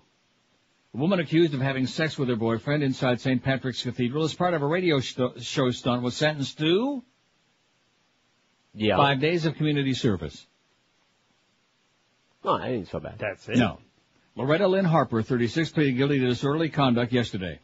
Harper and Brian Florence were arrested in August 2002 after a police officer listening to the Opie and Anthony show heard producer Paul Mercurio say on the air that he was speaking on a cell phone while watching the couple copulate in the cathedral. They were doing it the old In-N-Out. Florence, 38, died of a heart attack in September, so it goes to show the Lord works in mysterious ways. Mercurio, 43, pleaded guilty earlier in the day to disorderly conduct. The judge ordered him to perform 7 days of community service. The stunt, part of a regular feature in which couples could win prizes for having sex in public places, resulted in WNEW-FM firing DJs Greg Opie Hughes, Anthony Cumia, a $357,000 FCC fine against Infinity Broadcasting, Scott Farrell getting blown out because WNEW-FM dropped the format, and et cetera. So we got Farrell here now, which is good news for us, but bad news for them. 5 days community service for that broad. How do you like that? That's so bad. Yeah. There are a lot of people out there who'd like to screw in church and then only get 5 days. How about the only movie that's just as funny, the 30th time as the first? About 30, man. Airplane, says this fax. Very good choice. I love that. That's right in there with my other ones. Love it. And also, South Park the movie. Ah, Jesus, are you f***ing kidding me? Great music also, it said. That's a good one for the list. Yes, so the list is building thanks to the faxes and not so much on the phone. That's okay. They're mesmerized by the Hillary thing. Speaking of mesmerized, I must tell you. I mean, you know, you and I sat in that room there and watched what happened on 9/11, and that just left all of us with our jaw hanging to our ankles. But a close second for me is this thing that I just saw.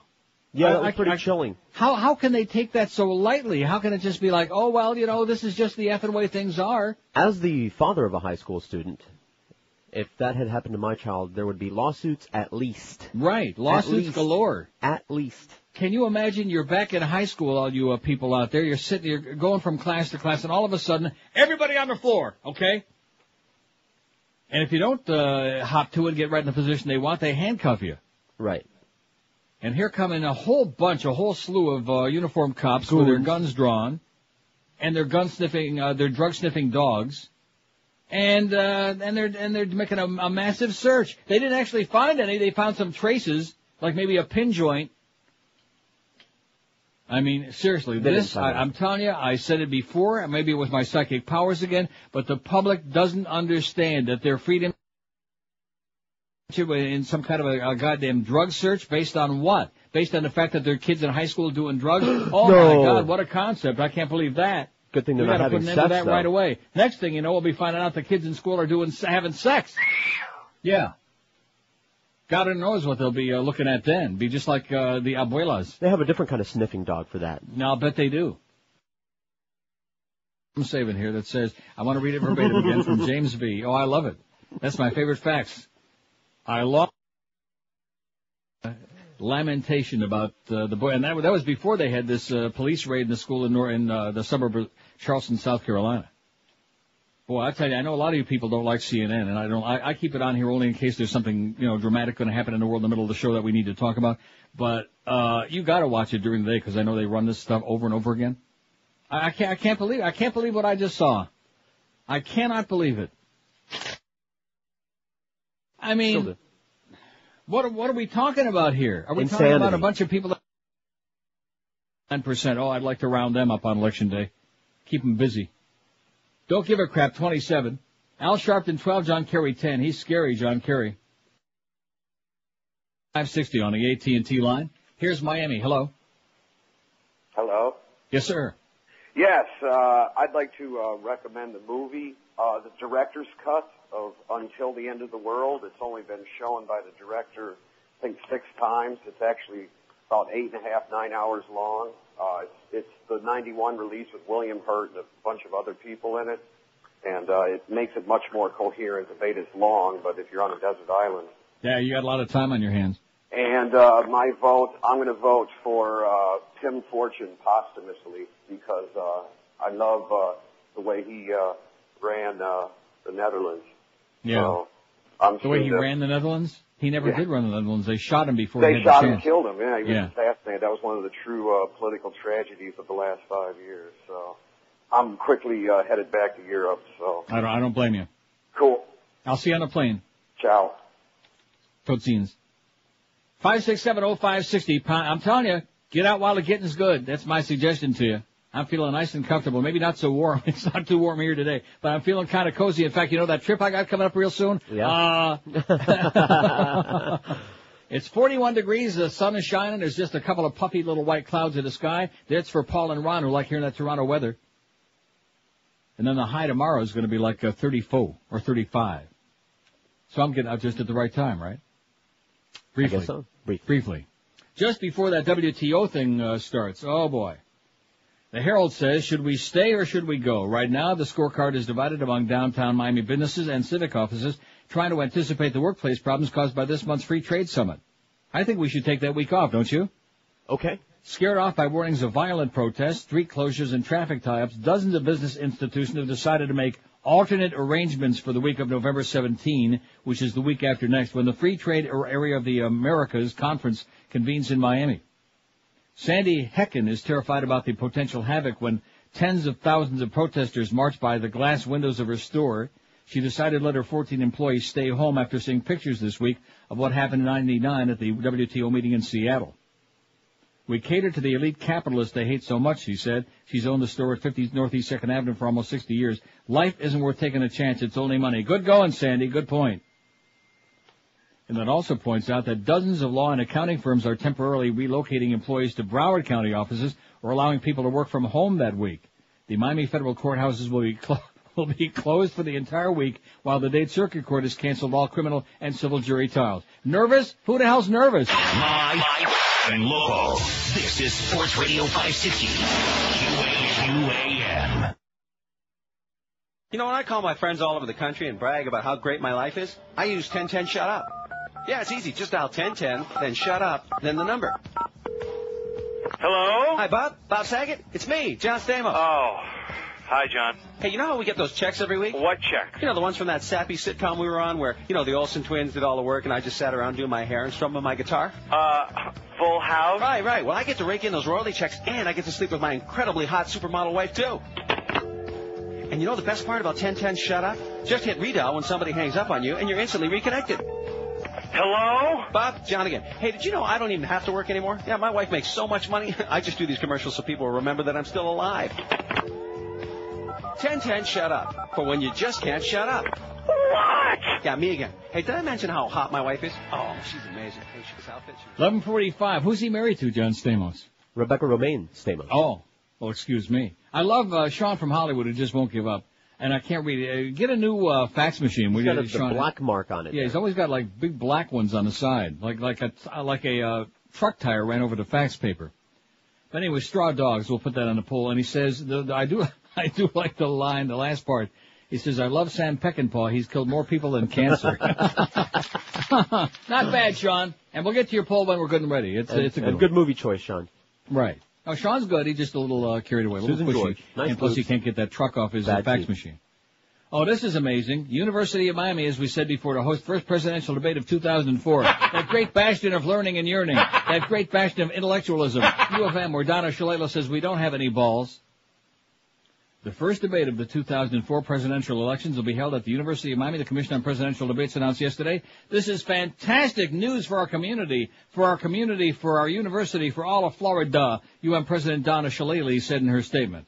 That bitch. It's particularly exciting for our students who will have an opportunity to witness history being made in their own campus. Right. What campus, Donna? You ever been on the U of M campus? Me? Yeah.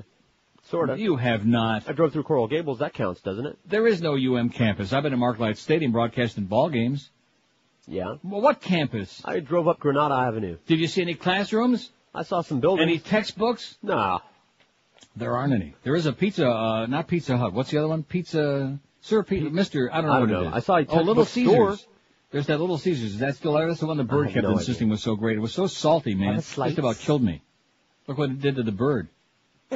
The university sent the commission a formal proposal that was put together under the direction of Shalala, a former cabinet member in the administration of Bill Clinton, a bitch, and endorsed by Governor Jeb Bush, brother of President George Bush. No kidding.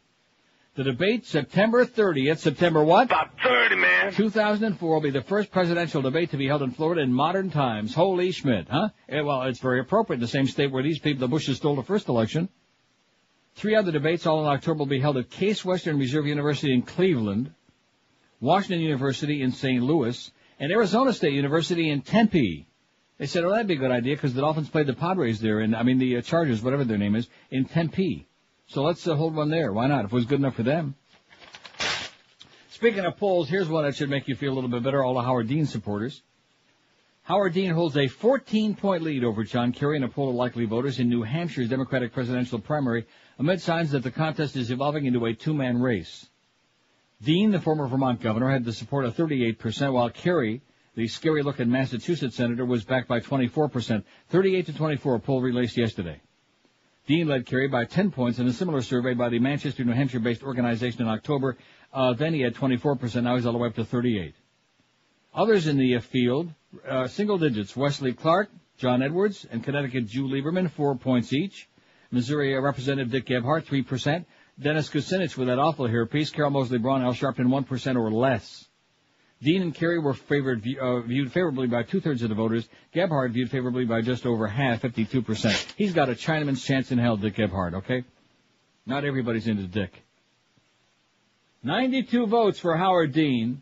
Hillary Clinton, 80. Wesley Clark, 37. And I'm for Bush. 36, 10.9% is enough to make you want to cry. In other words, you know what that is? That's the don't confuse us with the facts crowd. Yeah. In fact, it went up, after CNN just showed that thing and I described it, that raid on that high school, it went up 0.4 of a point. Right. Well, that's a good way of keeping drugs out of school, don't you? That's right. Keep them damn punk kids in line. Keep the drugs out of school. Go in there just unannounced every now and then. Just start shooting them off in the air, and if one ricochets and kills a couple of kids, that'll be a real good lesson. That's it. No more of this damn liberal commie pinko society with all these drug addicts like Rush Limbaugh. Oh, excuse me. 567. We're sure not getting much response on this other poll, are we? On a fax machine, we're getting some good ones, but on the phone, it's not the usual, like, falling all over each other to get onto it, because they don't get it. 5670560, pound 560 on the AT&T and Verizon line. Here's Pompano. Hello. Hello? Yes, sir. Good one. I saw that one, too. Here's Miami. Hello. Hello? Miami, yes, sir. Yeah, hi, Neil. Neil, I have disagreed with you strongly on many issues over the years, but I have to tell you, on the other hand, I admire you a lot. Because, number one, you dish it out evenly to every group. You don't pander. Yeah. And you're a straight shooter. You are who you are. You never pretend to be somebody else. Yeah. And I'm talking to you as a Cuban Republican who hates Bush's guts. Increíble. Great. And cannot wait to see him defeated. Excellent. And I'm going to make one comment to you. You were talking this morning about the fact that here we are, 6 more people get killed today, and it doesn't even go in the news. Seven. Okay. Plus the 16 that we lost last week, it doesn't even hit the news. I mean, I'm watching today's show. They just, to see what they talk about it. I mean, it just briefly, they're showing somebody. They're talking about Rosie O'Donnell. Rosie O'Donnell. And bullshit. Scott and Lacey Peterson. Exactly. I mean, that's what I heard this morning, and I'm embarrassed that the press in this country has become really so invalid. I mean, they're really worthless. I mean, it just really is entertainment and nothing else. Yeah. The other thing that worries me is, and I just came from a trip where I went through North Carolina, Kentucky, West Virginia, all of those states, and I can tell you, every single radio station was an evangelical station.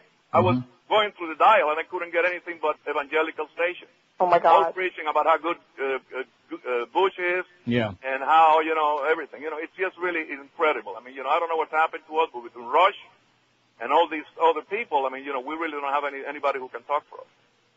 People who can be moderate. I'm not a liberal, but I'm a moderate. But I believe, that radicals are on both sides. You have radicals on the right, too. Well, listen, so anyway, Pally, keep it up. Vote early and often, the only man. game in town, man. You're the Vote only a bunch game of times. About 30, man. And hang in there. Yeah, okay. Thank you. Well, there you go. There's the good Cuban. There's one. We got a few. Two. I'm not talking about a few good Cubans, but I mean a few who are not going to vote for Bush, who aren't sucked in by all this bullcrap. 20%, sadly. 20% what? That's the stat that keeps coming out. 20% are 20%. not. Well, that's not too bad. No, because seriously, when you look at ethnicity, for example, when you look at blacks, it's almost always over 90% who vote Democratic. Mm-hmm. And when you look at Jews, it's over 90% of vote. I'll tell you one thing. I don't want to even go into it. What's the use of even saying it, Oi! And you start adding it up in your mind, like women, especially after he signed that anti-abortion bill the other day that the judges had to put a halt on. And, of course, they'll try to drive it all the way to the Supreme Court and then get his flunkies up there to rubber stamp it. What kind of a rational woman, but then again using that expression again, rational woman, because a lot of those right-to-life lunatics, are maybe a majority of them are women. They're religious brainwashed, too. The fetus huggers.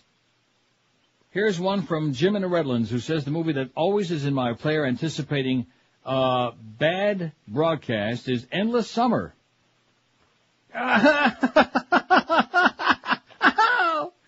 Oh, Jim in the Redlands, don't let him find out what you're doing out there, sweetheart.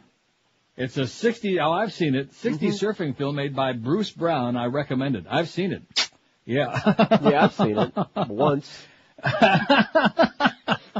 Well, drive-in movie channel that I'm always telling you about with all the corny old movies. For some reason, they have an obsession with that kind of stuff, and it fills time, So a couple of days a year, they have all of Bruce Brown's surfing movies side by each, back to back, So I've seen it. Yeah, and every now and then I can't turn the damn thing off, because that's me. That's this old fag. So Jim in the Redlands, I hope you're having a good old time, a gay time in the Redlands. Endless summer. 5670560. Well, I told you that whole surfing thing. That's why that guy that was married to your close personal friend Pamela Lee with the big boobs. What was his name? Kelly Slater. Yeah. See how good I'm getting better, not the worse. I'm getting younger. I just turned 57. Here's a call from Hollywood. Hello. Hey, Neil. How you doing, buddy? Pretty good, sir. I'm doing good, too. I got one for your poll. Excellent. It would be Pink Floyd The Wall, oddly enough, but only because you can listen to the music while you're cracking coconuts, And it has, on your island, it has sex, drugs also, too. But what more could you want? Yep, my girl wants Unless you go to school in Charleston, South Carolina. There you go. Well, I'm going to raid an elementary school for Ritalin here. All right. I figure Bring they're some going to back have it. for us, man. By all means. Okay, and don't my forget girl the wants- Oxy for Rush. Okay, my girl wants to pick Grease, by the way, but that's I'll not bet my she thing. does. Tell her Hey, to now. pick this. There Thanks you a lot, go. Tyler. All Have a right, great guys. day. Talk to you later. Are we putting grease on there? She likes John Revolta. Sure, why not? What do you mean grease? Put some grease on it. Wouldn't be the first time. Yeah, and of course, if you live in Taylor, Michigan, like I said, you got a big old jug of Vaseline on top of the TV for emergencies when you get like all excited. If Hillary Clinton ran for president, which Democrat would you prefer? Howard Dean, 99. He's right on the cusp of 100, right on the edge, right on the precipice. Swillery Clinton's got 83 for old Hillary. They like her. Don't care, I'm for Bush, 39, 11.3%. It keeps goosing up and up and up. I think we may be going to get freaked on this before the day's out. I think so. Wesley Clark's got 38. Don't give a crap, 33. Al Sharpton, 16. Scary old John Kerry, 12. He does look craggy, though, you know that? Dennis Kucinich, 10, who says all the right things and looks like hell on wheels, 10. Seriously, you've got to see the hairpiece. You must watch one of those debates. You'll fall into full laughing. You've never seen anything, so you'll have to see it. I could look up a picture. Drew Lieberman, 5. Carol Mosley Braun, 4. Dick Hebhart, 4. And John Edwards from the Carolinas, baby. What is he from, North Carolina? Yes. I don't know. He's got a small pair. Live and local. This is 560. The radio's all yours now. QAM. Mo, how and David, and the only thing funnier than rape is that pipe smokers 12 to 1 hour. From Walt Disney Productions comes the cutest little Arabs you've ever seen. Arafat, Abdullah, Jerusalem, and little Jericho, 102 Palestinians. This time, the wicked Cruella Barak is trying to separate all the little Palestinians from their happy West Bank homes. It's one explosive situation after another, with all those Palestinians scrambling for cover. Don't miss Walt Disney's newest animated feature, 102 Palestinians, now showing in theaters everywhere. 12:02 at 560 WQM. Happy Friday to you. David Korn, who's one of my favorite people, he writes Capital Games in the Nation. Ann Coulter goes to the movies. That's the name of his column, Capital Games. Ann Coulter goes to the movies. He says, don't read this if you like Ann Coulter. Don't read this if you want to believe Ann Coulter gets her facts straight. The other night I was enlisted to appear on MSNBC's Hardball to discuss the controversy over the CBS miniseries on Ronald and Nancy Reagan. On the other side was Coulter, the over-the-top and over-the-edge conservative author, whose latest book literally brands all liberals as treasonous. Conservatives and Republicans have howled that the Reagan movie was a travesty, complaining it portrays Reagan as out of it in the White House and callous toward AIDS victims. On the air, I noted that since the movie, as far as I could tell, does not detail how Reagan had cozied up to the apartheid regime of South Africa, the murderous dictator of Chile, and the death squad enabling government of El Salvador, it indeed has a problem with accuracy. But the miniseries' true sin seems to be its schlockiness. The available clips make it look like Dynasty meets Mommy Dearest set in the White House. Coulter started more restrained than usual, though she predictably bashed Hollywood liberals for trying to undermine the historical standing of a president they despised by resorting to trashy revisionism. Perhaps she even had a point. Who could tell what the producers were aiming at? But then she jumped the tracks. She claimed that the movie Patton was made by Hollywood libs with their hatred in their hearts for George S. Patton, the brilliant but erratic WW2 general. These filmmakers intended to make Patton look terrible, she maintained, but because they produced an accurate work, the movie ended up making Patton look great and people loved him. Was Patton the left-wing Hollywood conspiracy that backfired? Host Chris Matthews immediately challenged her in his subtle fashion, "You are dead wrong." He pushed her for proof and she replied, "That's why George C. Scott turned down his Academy Award for playing Patton." Coulter was suggesting that Scott had spurned his Oscar because the filmmakers planned to destroy Patton's image by portraying the general as negatively as possible had gone awry. Matthews wasn't buying. "Who told you that? Who told you that?" he shouted, her oracle-like response. "It's well known." She added, "Why did you think he turned down the award, Chris? You never looked that up. It never occurred to you." Matthews retorted, "Because he said he wasn't going to a meat parade because he didn't believe in award ceremonies." And Matthews was right. Following the show, I took Coulter's advice and I did look it up.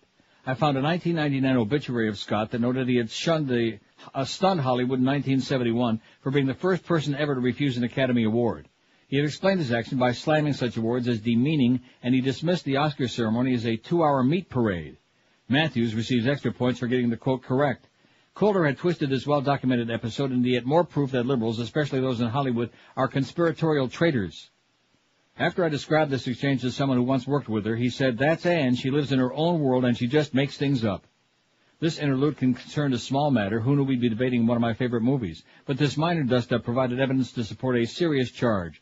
As Matthews remarked while wrapping up the segment, "Facts mean nothing to you, Anne. If so, why continue to have her on?" And it says on here, don't forget about David Corn's new book, The Lies of George W. Bush, which I have in my hand right now. Mastering the Politics of Deception by David Corn. Got it right here. See, I got so many books. I got the Bushwhack, the Molly Ivins book I got to read. I got the Al Franken book. I got a pile, man. I got piles. You read them all, right? Oh, yeah. Or maybe you can have that fag in North Miami Beach read them to you. Which one? The one that sent the fax. Zulik, whatever that guy's name is. We'll join a reading club. Anyway, I just want to read, speaking of that, just a page or two from David Corn's book since I haven't read it yet. From the introduction. Okay. Well, first it starts by saying a false restoration. Some people think it's inappropriate to draw a moral line. Not me. For our children to have the lives we want for them, they must learn to say yes to responsibility, yes to honesty. George W. Bush, June 12, 1999.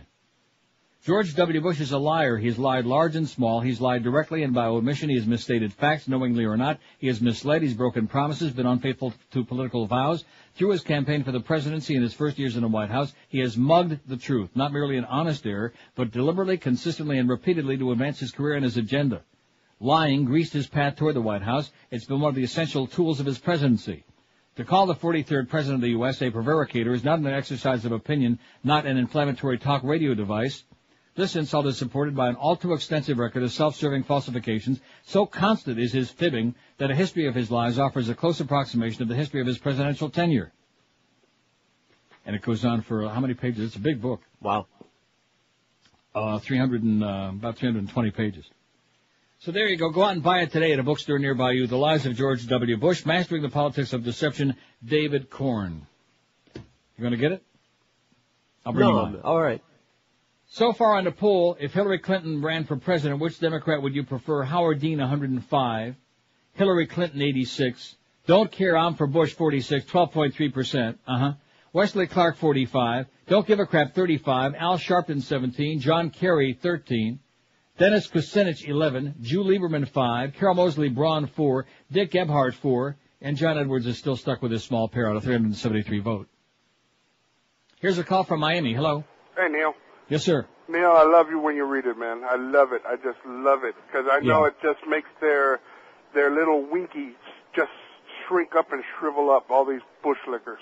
Yeah. And you know what? All they want, all these people, everybody I've run across that I've tried to enlighten them, all they want is, give me the ball, give me the ball, where's the ball, give me the ball. Oh, man. Yeah. Okay, good call. 5670560, pound 560 on the AT&T and Verizon wireless line. Good one. Not any calls. I might have to play that thing over again, you know, that CBC thing? Oh, you might have to. I threatened to do it, and I might just do it. I dare you. What does that mean? Do it, please. Okay. Wow, that was easy. Well, where the hell am I going to find it? In order to truly understand what happened on September the 11th. Oh, see, I got it right there. Isn't that amazing? All right. Well, I got some other stuff here first, though. Union-owned investor offers loan to the Marlins. An unexpected new player emerged yesterday in the effort to build a stadium for the Marlins, and that, of course, has got to be our top priority, building a stadium for the Marlins. You do understand how important that is. I do. Good. When the nation's largest union-owned life insurance company, Ullico, U-L-L-I-C-O, Ullico announced it's willing to loan more than $110 million toward the plan. Ullico chairman Terry O'Sullivan hopes to discuss the offer with the team next week. He says the company will offer rates that could undercut conventional loans if the project creates a negotiated number of high-paying jobs. The catch, the construction site would be union only. This is money from union members, and it should benefit union members, O'Sullivan said. The give back with this project is more than that. It's a chance to raise our stature in the community and to put labor up there with World Series champs. Whether the company will get the chance is unclear. Marlins president David Sampson, who we all just know and love because he's such a funny guy, We did it! said late Thursday that he couldn't comment on the proposal because he hasn't been contacted. Miami City manager Joe Areola, working on a financing plan with Dade County Commissioner George Burgess, said, Ulicos offered to loan the Marlins money, does little to bring the team closer to Una Stadium. We'd still have to pay for it, Areola said. Well, maybe they could just, like we're doing with Iraq, just not a loan, just a gift. Right. Right? Why not? So far, Dade County has pledged $73 million. The club has promised $137 million, leaving $115 million shortage, assuming you believe that $325, which is not correct, leaving about a $200 million shortage. The team is talking with Miami about a contribution and may approach the state legislature as well. Just give them a couple $100 million, okay, and stop bellyaching about it. It's important stuff. Oh, speaking of important stuff, I was sexually abused by a priest, Exile says. An Archdiocese of Miami priest cleared of 2 past sexual abuse complaints faces a new claim that he molested a boat lift refugee at a Coral Gables church. Oh, not in the Gables. Oh, my God. That's sacrilegious, you know it? Isn't there a Cuban exile on Thursday accused a veteran Catholic priest of sexual abuse 23 years ago at a Coral Gables church where he was living after arriving from Cuba on the Mariel boat lift. How do you like that? Incredible. The alleged victim said in the lawsuit, the Reverend Alvaro Guichard, we've had his name on many, many times, promised him a car and a job in exchange for sex. At the time, Guichard was a priest at the Church of the Little Flower in Coral Gables. It's hard for me to talk about this. I've lived with this problem for many, many years without telling my family or anybody, the alleged victim, 39, said yesterday at his attorney's office in Hollywood. Guichard was reinstated in August as pastor of the St. Francis de Sales Church in Miami Beach after the Archdiocese of Miami cleared him of 2 earlier sex abuse complaints. Guichard had been suspended for 15 months. Guichard, who has served as an archdiocesan priest for a long time, about 30, man, 30 years, adamantly denied the allegations in an interview in his parish office. It's fiction, false, and lies, Guichard, 63, said. The new allegations are as ridiculous as the other ones. The alleged victim wasn't identified in the lawsuit. The suit was filed against the Miami Archdiocese, claiming it knew of the past sexual abuse claims against him and failed to take steps to protect the alleged victim.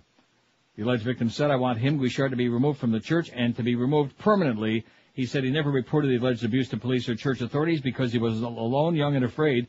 The recent flurry of sex abuse complaints against numerous priests convinced him to come forward. Ready for that? So poor Papa Guichard there at the Church of the Little Flower. Don't forget, folks, the crazy people, the religious people. They're the craziest of them all. Even our chronic callers can't come, they're not in the same category with that. Wow, that's a shot. I want to take just one, okay, because I understand why they're all calling now that I threatened to play that thing. Here's Miami. Hello. Hello, Neil. How are you? Okay, sir. Well, a couple things. I think the Democrats' chance in this next election are pretty slim because the economy seems to be picking up again. I think, with a good economy, the Democrats' chances are, like I said, nil. Now, the next thing I wanted to tell you or ask you is, let me get something straight. Are you for the immediate withdrawal of our troops from Iraq right now?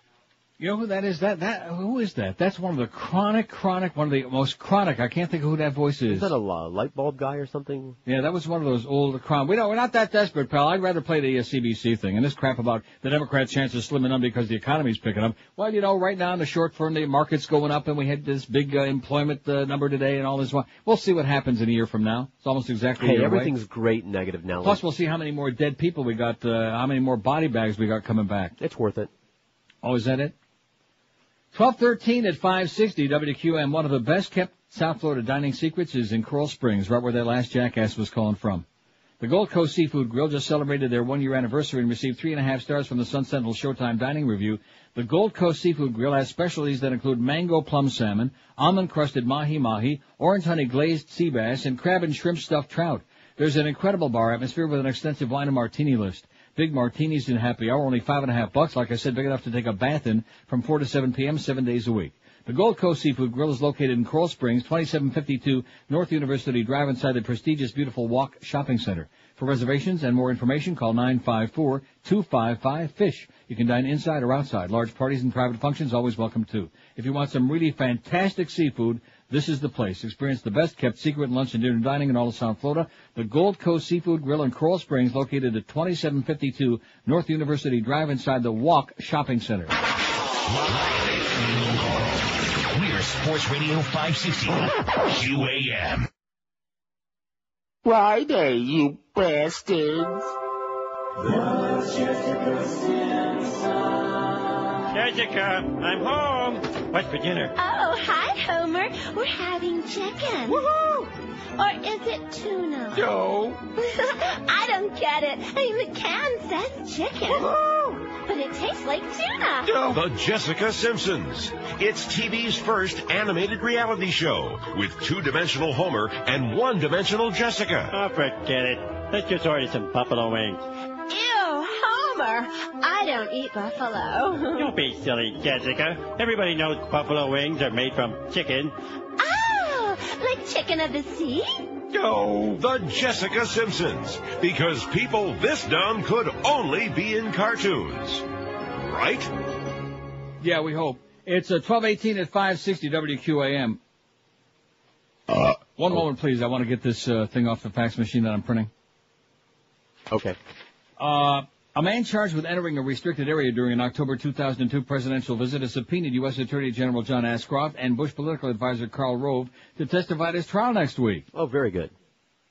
Activist Brett Bursey, 55, said yesterday the men's testimony would show that the Bush administration tries to sanitize areas of dissent around the president during visits across the country. Assistant U.S. Attorney John Barton, who's handling the case, did not immediately return telephone call. White House spokesman Taylor Gross said Rove had not been served with a subpoena and declined further comment. Trial set for next Wednesday. Good. Good. Make their lives miserable, okay? Here's a fax from Tucker. Chronic Tucker says his favorite movie that he'd watch over and over again would be The Big Lebowski, which you keep telling me you don't see it. I didn't. I never saw it. That was Boner Boy said that, wasn't it? Said that you should see it. Well, whatever. The Big Lebowski. And if she'd have just taken that blue dress to the dry cleaners, we could have avoided all that crap. Saved all of that cash. Senate moves to ease restrictions on travel to Cuba. Incredible. The Senate moved on several fronts yesterday to make it easier for Americans to travel to and do business with Cuba, setting up a confrontation with the White House, which says the president will veto any legislation that weakens current U.S. restrictions on such contacts, because he's busy pandering. The Senate Foreign Relations Committee voted 13-5 in favor of legislation when the Cuba travel ban, first imposed by President Kennedy in 1963.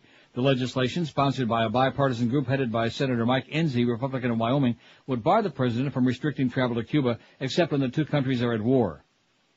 Enzi also joined Senator Max Baucus, Democrat of Montana, others Thursday, in urging House and Senate leaders to retain language easing the travel ban that both chambers included in a $90 billion bill to fund transportation and Treasury Department programs in the 2004 budget year.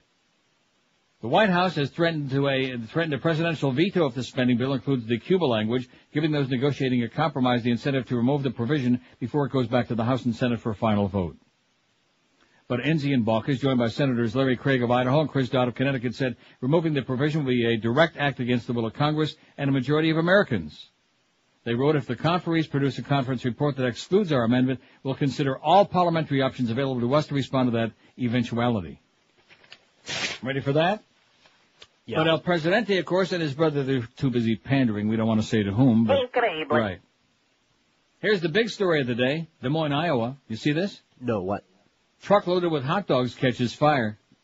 Hot dog. There was a giant weenie roast on Interstate 380, but there was no mustard for many a mile marker. A truck carrying 43,500 pounds of Oscar Mayer turkey hot dogs caught fire at about 10 p.m. on Tuesday, said Trooper Thomas Strada, no relation to Eric. Turkey of dog. the Iowa State Patrol. No, it says right in here, make sure you mention no relation to Eric Estrada. Instead of the aroma of roasting meat, troopers and firefighters had to endure black smoke and the acrid smell of burning rubber. Some type of mechanical problem caused the wheel to overheat, Estrada said. The driver pulled over, opened the hood of the refrigerator power unit. That exposed hot oil to the air and helped ignite the fire. The truck driver wasn't injured. Northbound lanes of the interstate near the small town of Urbana, Iowa, which is between Cedar Rapids and Waterloo, closed for about 3 hours while they were wasting their ronies. Speaking of that, I don't know if I'm going to play that thing or not, you know. Okay. Well, no, because I got a lot of stuff here. I guess I will. I'll get around to it. Because I did mention this story the other day, and it's worth talking about. Students sue over voting vulnerability, since we're going to have probably another fixed election next year. 2 students from Swarthmore College have filed suit against one of the nation's... You know, you listen to the voice, like that guy said was a chronic that called a few minutes ago. You listen to the voices. These are the brainwashed... There's no dealing. You'll never penetrate, because they're like... It's like the religious fanatics, which there's the overlap there. Most of them are in that category, too. There's no getting through. It's like they're mesmerized. You look at them and they have the deep, you know, the sunken eyes. Mm-hmm. Haven't I always told you that about cult members and about religious nuts? They all have that look, that kind of faraway look, like they're automatons. Glazed nuts. Exactly.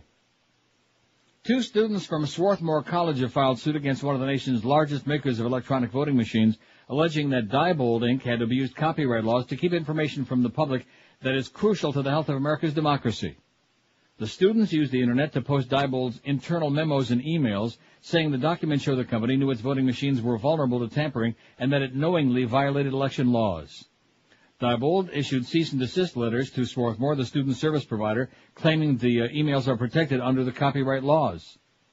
Though Swarthmore shut down the students' network connections until they had removed the disputed material, other students across the country, including 3 at Princeton, have begun to post or mirror this information on their university websites in what some call an act of civil disobedience. Oh! Yeah, that's a good sign. It's about time. All right. The legal system is being used as a tool of corporations. In a sense, people like Diebold just want to protect their own interests. Brian Cattle said regarding his decision to mirror the company's emails, something like that needs to be seen, especially for a company that's carrying the torch of American democracy by providing facilities for elections and vote counting. The Princeton students said the university hasn't yet asked them to remove the information from their websites. University lawyers unavailable for comment. The groups are suing for the right to post the leaked memos under the Fair Use Clause of the Copyright Act, which allows copyrighted material to be used in news reporting and for the purpose of criticism or comment. How do you like that? I like it. You go, boys. You go, boys. Little civil disobedience on a college campus, although I notice nothing's happening in Kent State no more because they learned the hard way. They won't do that again. They learned they're not going to be doing that no more. Flap over ride home leads to stabbing and suicide attempt in Pompano, says the BS. Oh! Another great story. An apparent disagreement over a ride home from work ended yesterday with the attempted murder of one fish company employee and the attempted suicide of a second, deputy said. The incident took place around 6:30 yesterday morning at the Great American Smoked Fish Company, according to BSO spokeswoman Vita Coleman-Wright. Here's what Coleman-Wright said happened. As Claudette Elise, 45 of Miami, walked out of the restroom, she was confronted by co-worker Fernan Teluzma, 49, also of Miami. He stabbed her in the head so violently that the blade of the knife broke off. Teluzma fled to a bathroom with what was left of the knife and barricaded himself inside. When Pompano Beach fire rescue workers arrived, they rendered aid to Elise while deputies confronted and secured Teluzma, who had stabbed himself in the chest. Both were transported to North Broward Medical Center for surgery. According to the owner of the company, Teluzma was upset because Elise did not give him a ride home from work last Friday, October 31. Well, detectives believe Teluzma got the large filleting knife used in the stabbings at work. Well, I guess when you work for a fish place, you have a lot of... When Teluzma is released from the hospital, he'll be taken to the BS main jail on a charge of attempted murder. Live and local. This is Sports Radio 560 QAM. Friday, you bastards. In order to truly understand what happened on September the 11th and the close relationship between the Bushes, the Bin Ladens, and the rest of the Saudi elite, you have to go back about 25 years and south a couple of 1,000 kilometers to Houston, Texas, where in the mid-1970s, George W. Bush was a young man just trying to learn the ropes in his family's 2 businesses, politics and oil. The Bushes were a pillar of Houston society. George Sr. struck it rich in oil, became a congressman, then director of the Central Intelligence Agency, where it's said he first won the friendship of the Saudi royal family by arranging CIA training for their palace guards. And George Jr. was trying to follow in his father's footsteps. A Harvard business grad, he dabbled in politics and the Texas Air National Guard. And it was about the same time that a man named Bill White, a former fighter pilot with a Harvard MBA himself, was recruited to work in Houston with someone with business and personal connections to both George Bushes. His name was Jim Bath. This fellow, James R. Bath, needed someone to run a series of real estate companies that would be grubstaked by not only the political families, but also by some foreign nationals, the Saudis. And so I came down on an interview and met Jim. They opened an office in downtown Houston, where Bill White became Jim Bath's partner and confidant.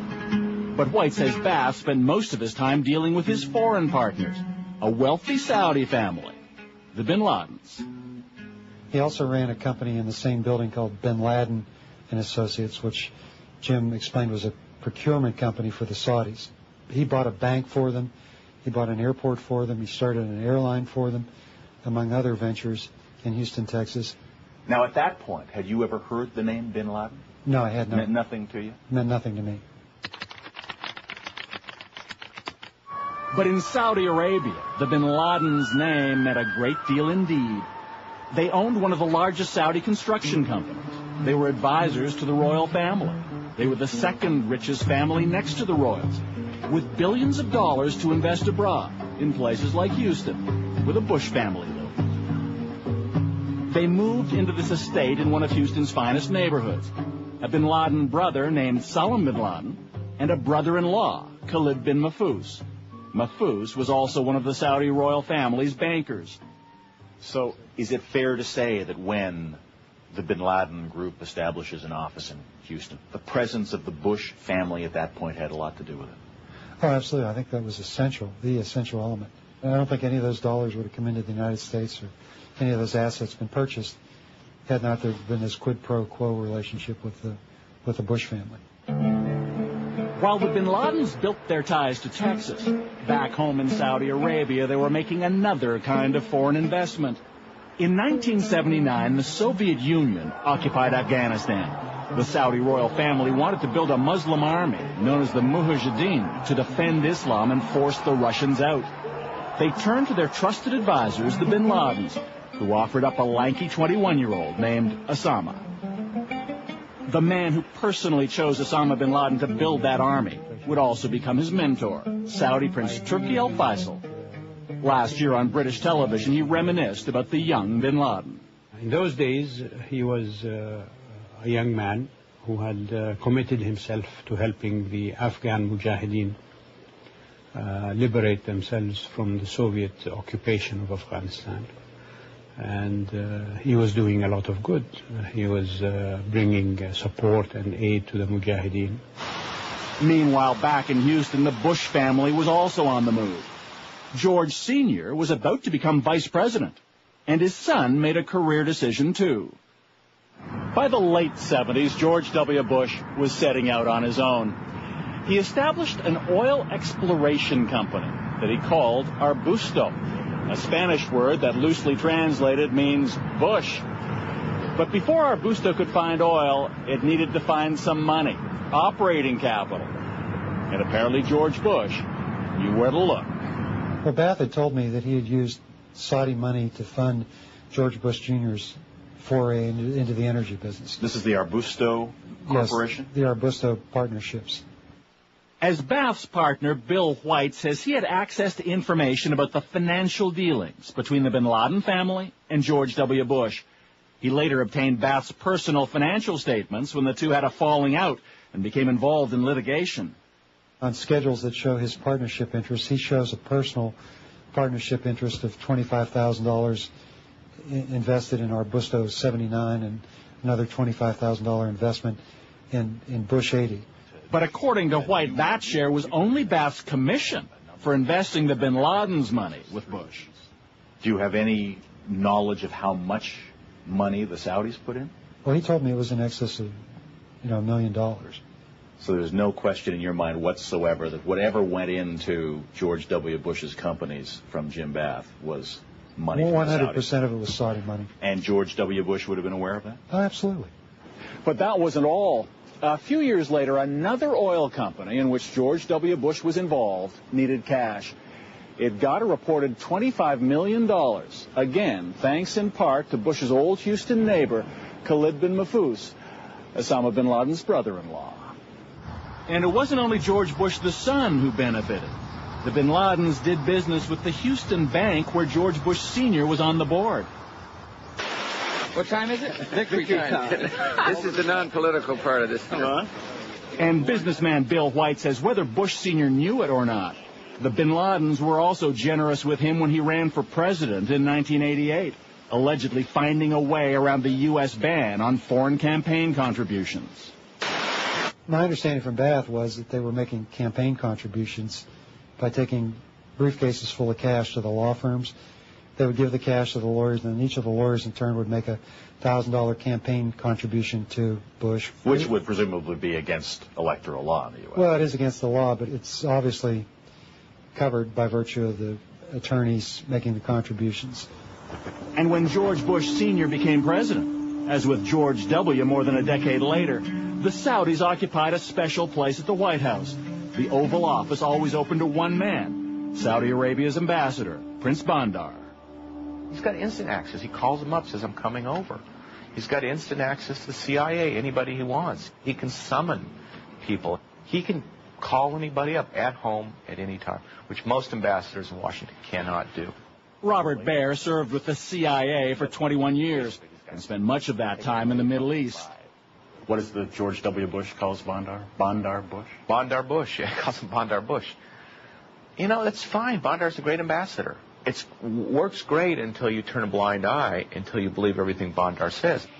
Baer believes that Bandar's position is symptomatic of the blind self-interest on both sides. That's the Saudi-American relationship's fatal flaw. As you'll see when we come back, it's a lesson George W. Bush and his administration wouldn't learn until it was much too late. Had Saudi Arabia been acting as one might expect a true ally and friend to act, could they have told the U.S. all they needed to know about the real threat posed by Bin Laden? They knew everything. They were the source of fundings that went to buy arms, to buy bombs through their charities. And those charities in Saudi Arabia are all controlled by the government to some extent. Absolutely. Okay, 22-1. So you didn't think I would play it again, did you? No, I'm glad you did. Well, I did, and I'm playing it. From CBC, from Tuesday night, from the Fifth Estate.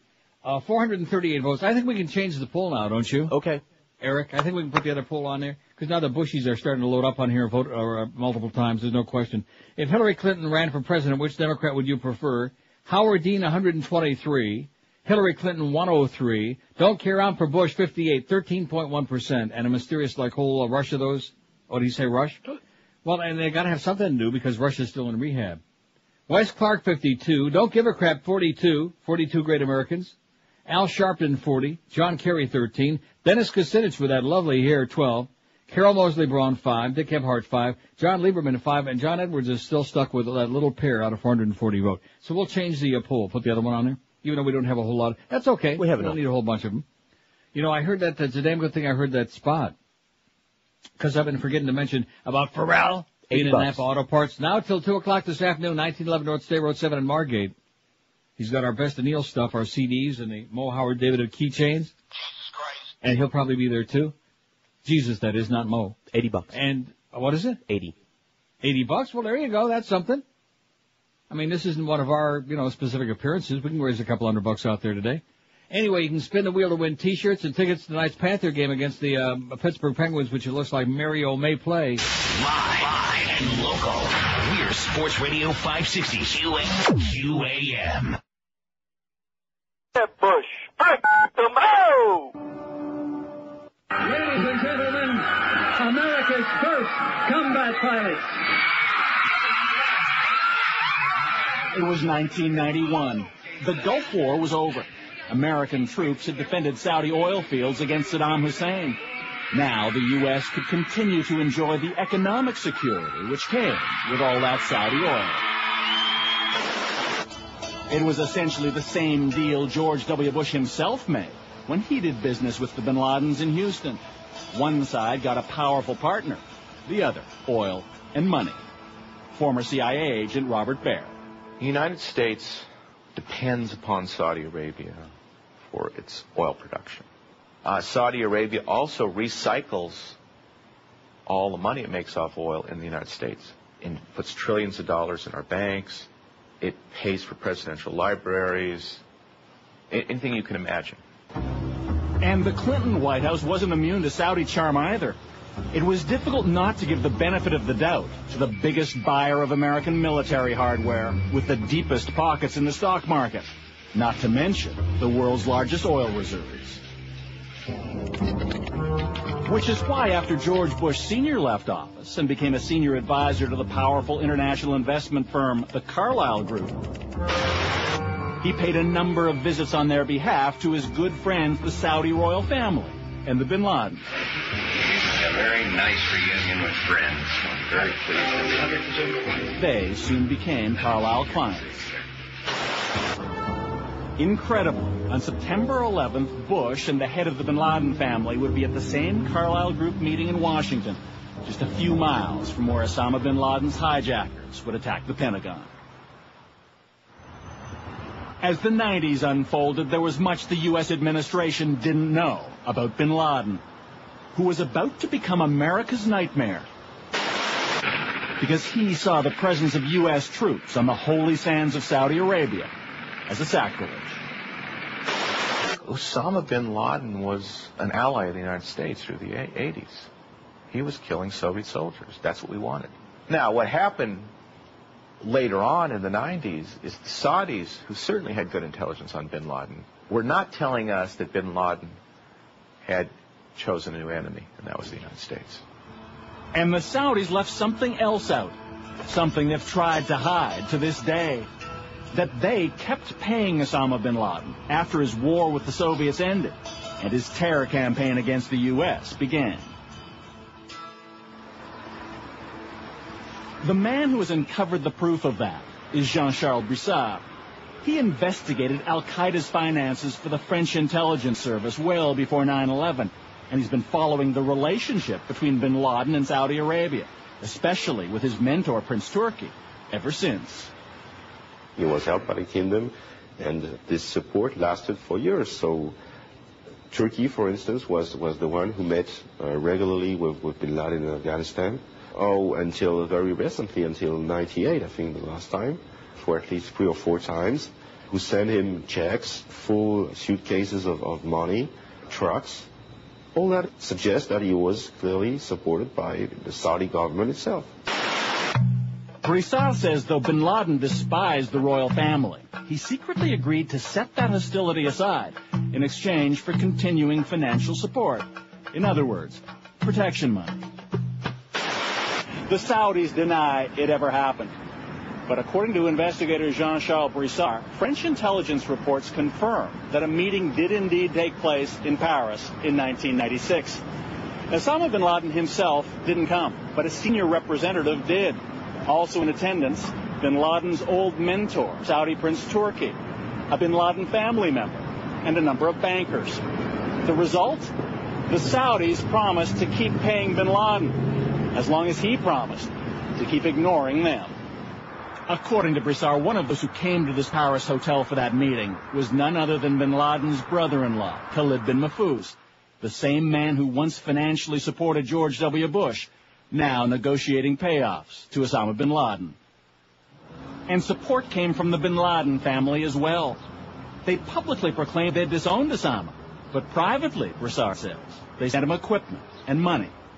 A company like the Saudi Bin Laden Group is providing all the tools to Osama bin Laden to build a road or an airport in Sudan. Yes, they're clearly financial backers of Osama bin Laden, yeah. So how much in all did the Saudis contribute to al-Qaeda?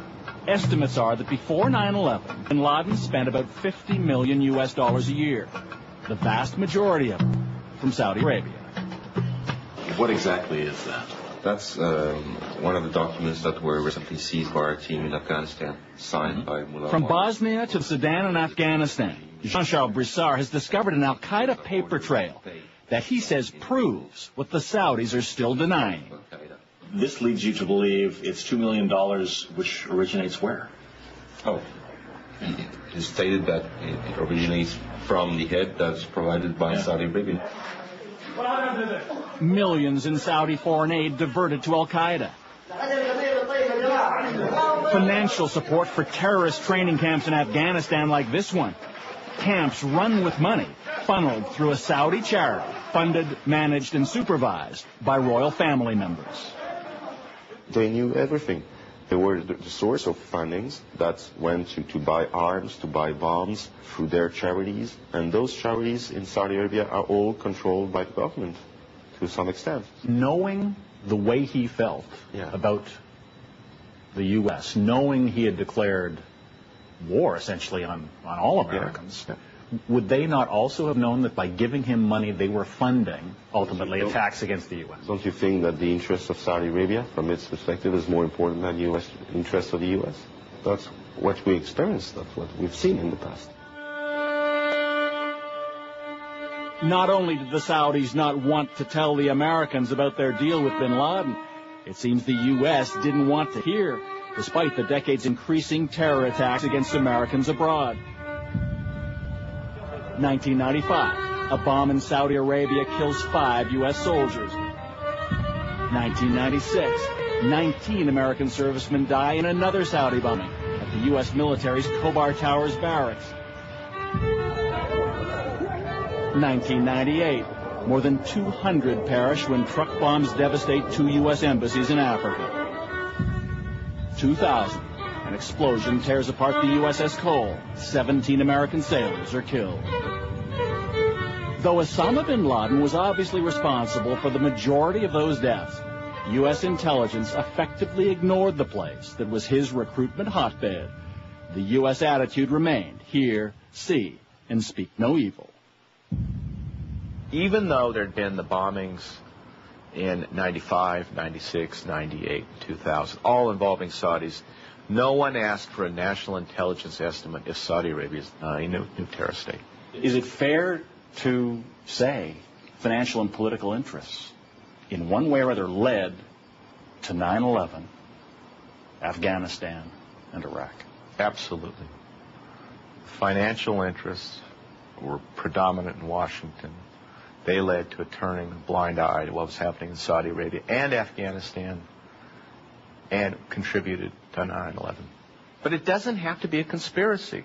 This is where people will nail you if you say it's a conspiracy. It's not. It's a conspiracy of silence. We're just not going to talk about it. When we come back, what they still don't want to talk about, how American law enforcement might have discovered and disrupted the 9/11 attacks. The agent in San Diego testified to you that he believed if he'd known, he could have stopped September 11th. He believes he would have. I mean, no one can ever say for sure we would have stopped it, but he believes he would have had a very good chance.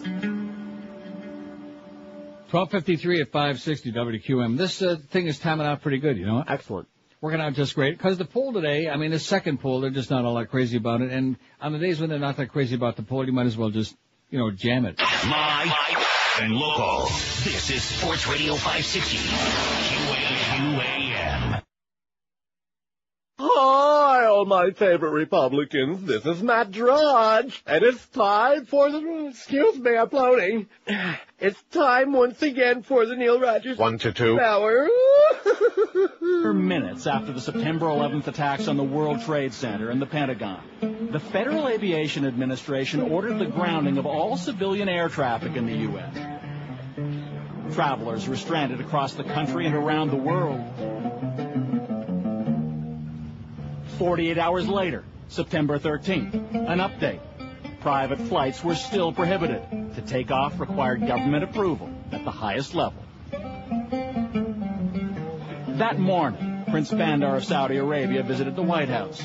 And later that day, something unusual began to happen. Despite the blanket aviation ban, several private planes, from Learjets to a 747, were cleared to depart from various U.S. cities.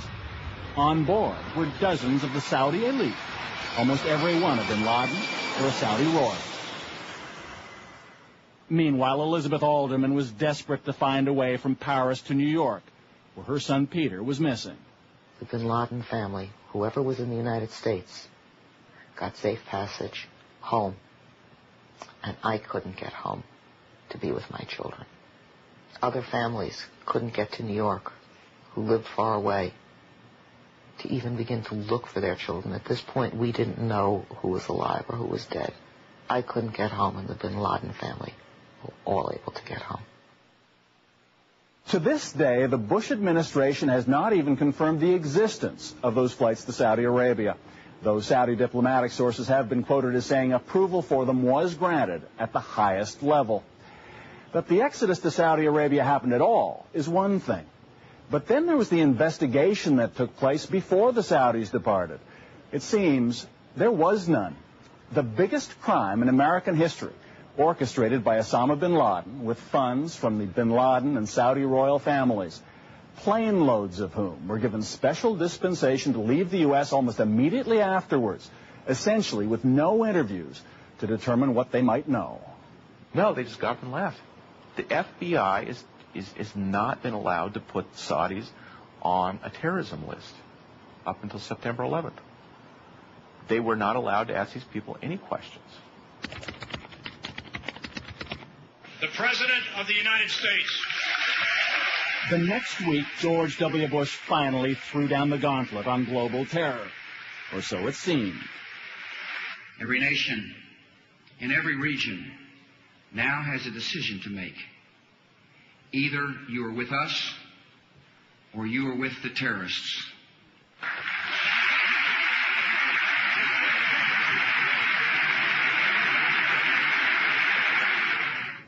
By then, the Bush administration knew that despite years of Saudi reassurance, 15 of the 19 hijackers had been Saudi nationals. So in the terrible aftermath of September 11th, surely it was now time to track down those who provided money and support for 9/11 wherever they might be. Right?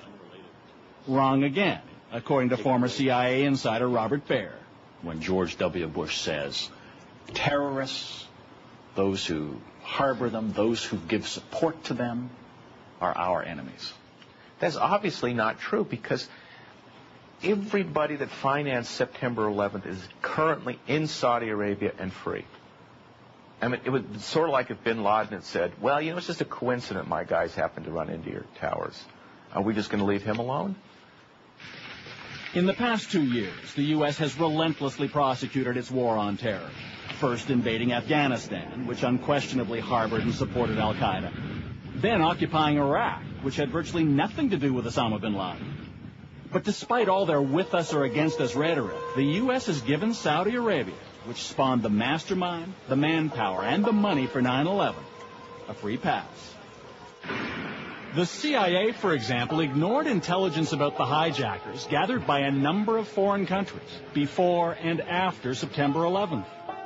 The Fifth Estate has obtained documents, like these phone records from German intelligence, showing calls made by key members of the 9/11 plot to Saudi Arabia that the Americans chose not to pursue. And nowhere was that attitude more obvious than in the report of the congressional investigation into the September 11th attacks. The community made mistakes prior to September 11th. And the hearings on Capitol Hill began several months after 9/11. They were to be the definitive inquiry into what happened and why, focusing on what U.S. intelligence agencies knew or should have known. Eleanor Hill was the committee's chief investigator. In the fall of 1998, the intelligence community received information concerning a Bin Laden plot involving aircraft. The much-anticipated report was more than 800 pages long. But since it was released this past summer, most of the attention has focused on 28 of those pages. One chapter that is almost completely redacted, ordered classified by the White House, and blacked out to the public.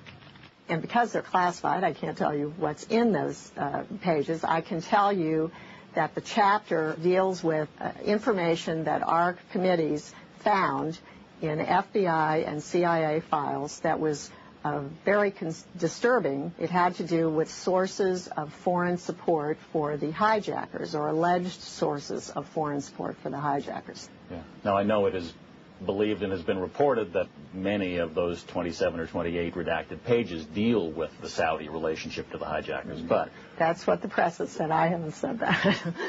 In fact, others familiar with those 28 blacked-out pages confirm that much of the secret material about foreign support for the 9/11 hijackers does indeed deal with Saudi Arabia. What's more, some of the classified material also appears in unclassified areas of the report. In other words, if you know where to look, there's more than enough there to reveal exactly what it is the Bush administration would prefer the public doesn't know.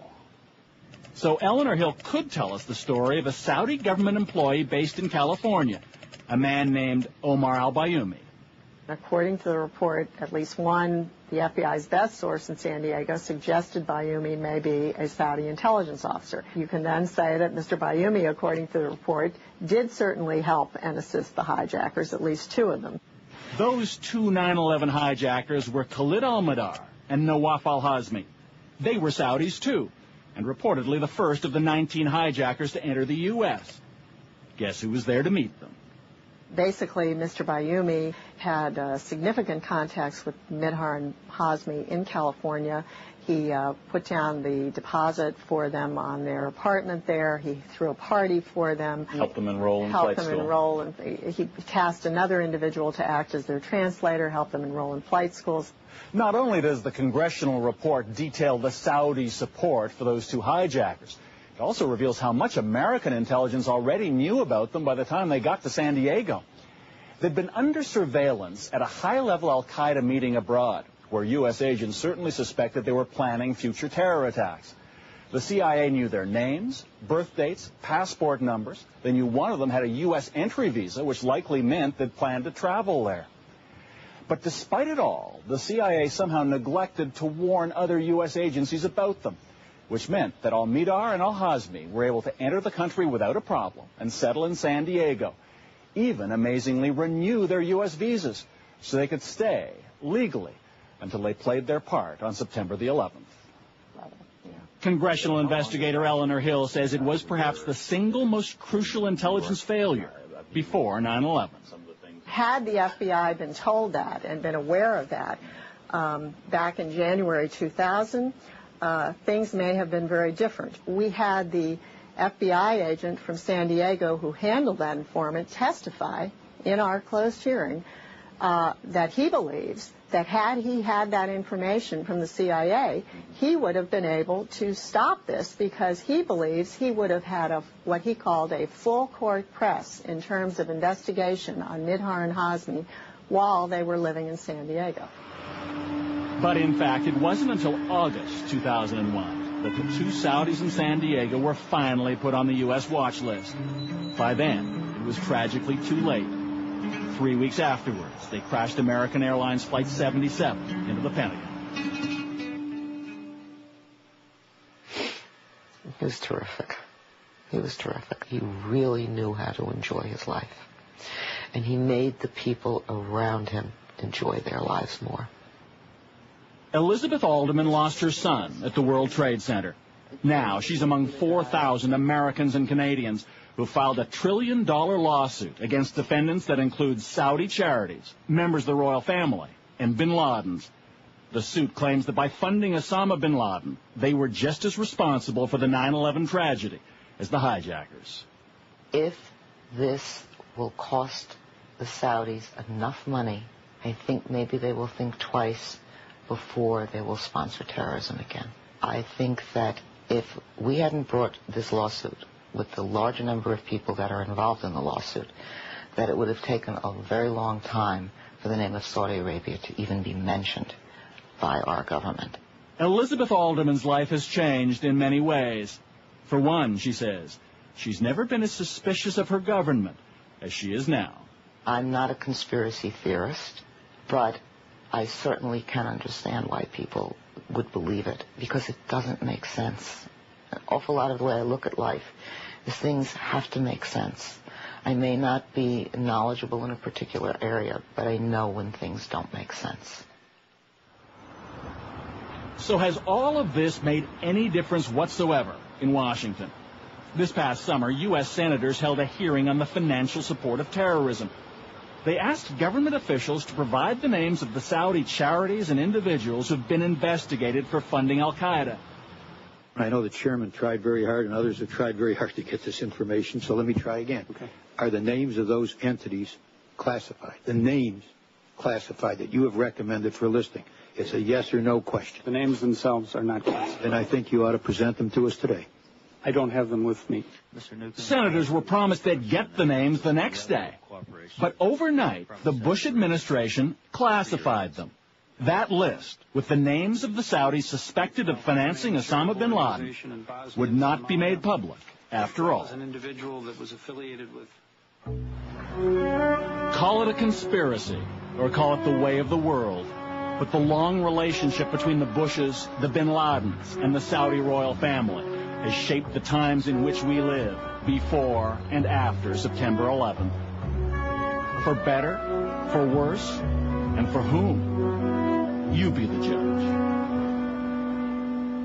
Oh, but Neil, why did you play that thing again, that long, ponderous thing? That's so boring. No, it's not. Oh, I didn't think it was either. I think I could play it every day. What? Just as infuriating the second time around. That is right. As it goes on, it gets more and more infuriating, and then it's the climax there at the end when Carl Levin is asking for the names of the Saudis who financed 9/11. Uh-huh. Well, I'll get it for you. And then overnight, the Bush administration, it's classified now.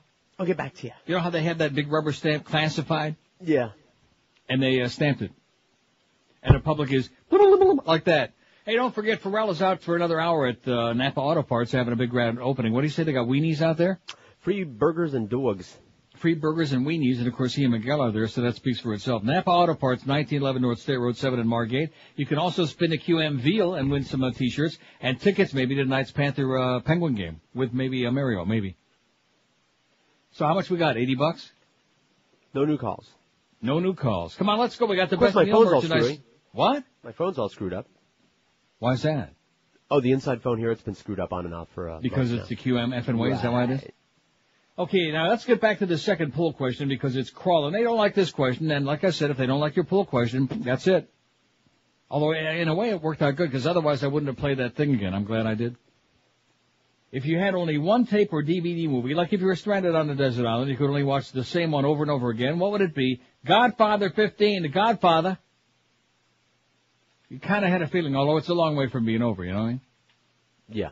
But you kind of had a feeling that The Godfather has got a chance to win a damn thing. For justice, we must go to Don Corleone.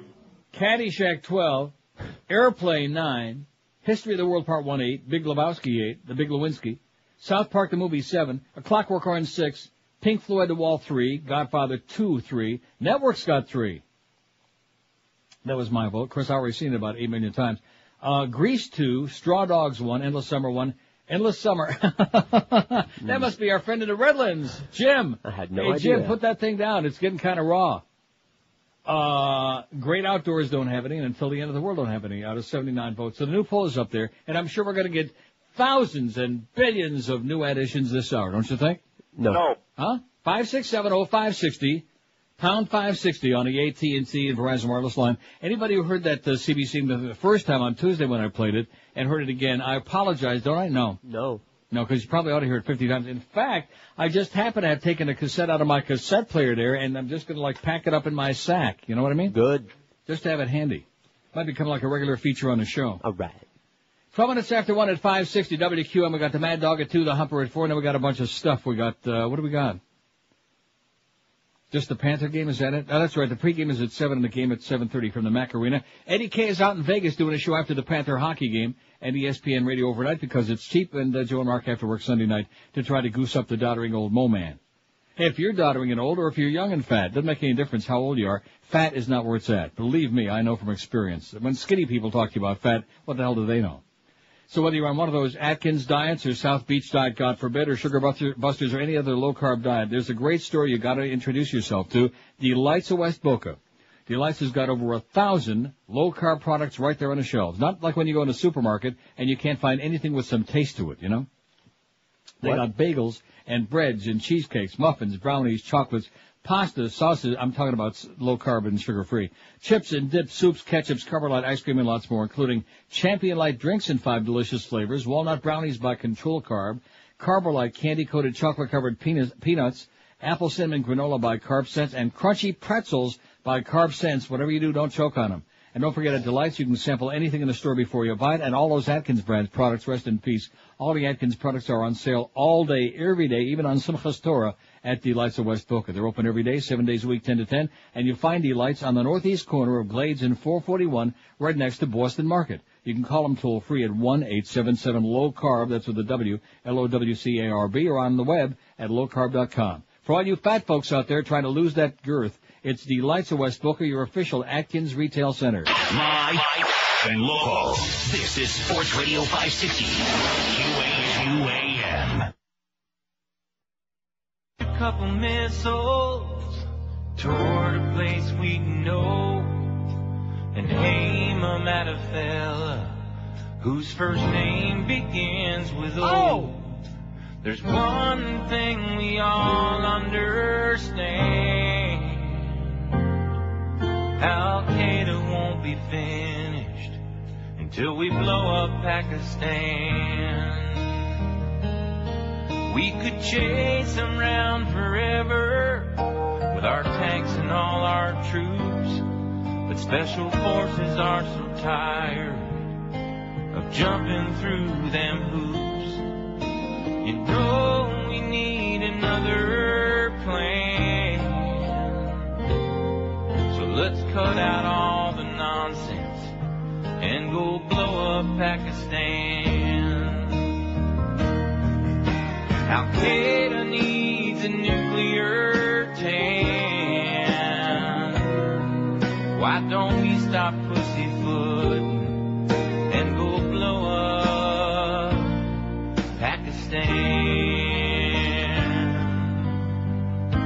Well, I hate these papers that make you fill a whole song and dance. I went to the Charleston newspaper, the Post, whatever the hell it is. Oh, yeah, those are fun.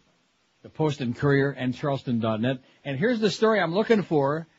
Police find no drugs at Stratford High, or whatever it was. And then you go to click it on and to print it out. Police fail to find drugs at Stratford High. And right away, please tell us a little. It's as easy as 1, 2, 3. And they got about a whole bunch of questions. About 30 You minutes. got to fill out your name, address, and shoe size and all kinds of crap. I don't have time for that. $220. We got $220? Yes. I'm pleasantly surprised. That's not too bad for abandoned pet rescue. Because this isn't really our thing. This is just like, a piggy bank, right? A piggy bank. Piggy bank. $220. Let's get it to nice even 300 by 2 o'clock, okay? Go see a Pharrell. Go see if he really talks like that in person, and yes, he does. And he's crazier than a bed bug, and we love him. Blah, blah, blah, blah, Like that. That's it, man. There's no act involved there, man. What you see is what you get. From now till 2 o'clock, another 41 minutes to go out there, and maybe Miguel let you hold on to his thing. Napa Auto Parts, 1911 North State Road 7 in Margate, and we also got maybe some tickets you could win to tonight's Panther-Penguin game. So is Mario playing Scott or what? What's that? No, I don't know.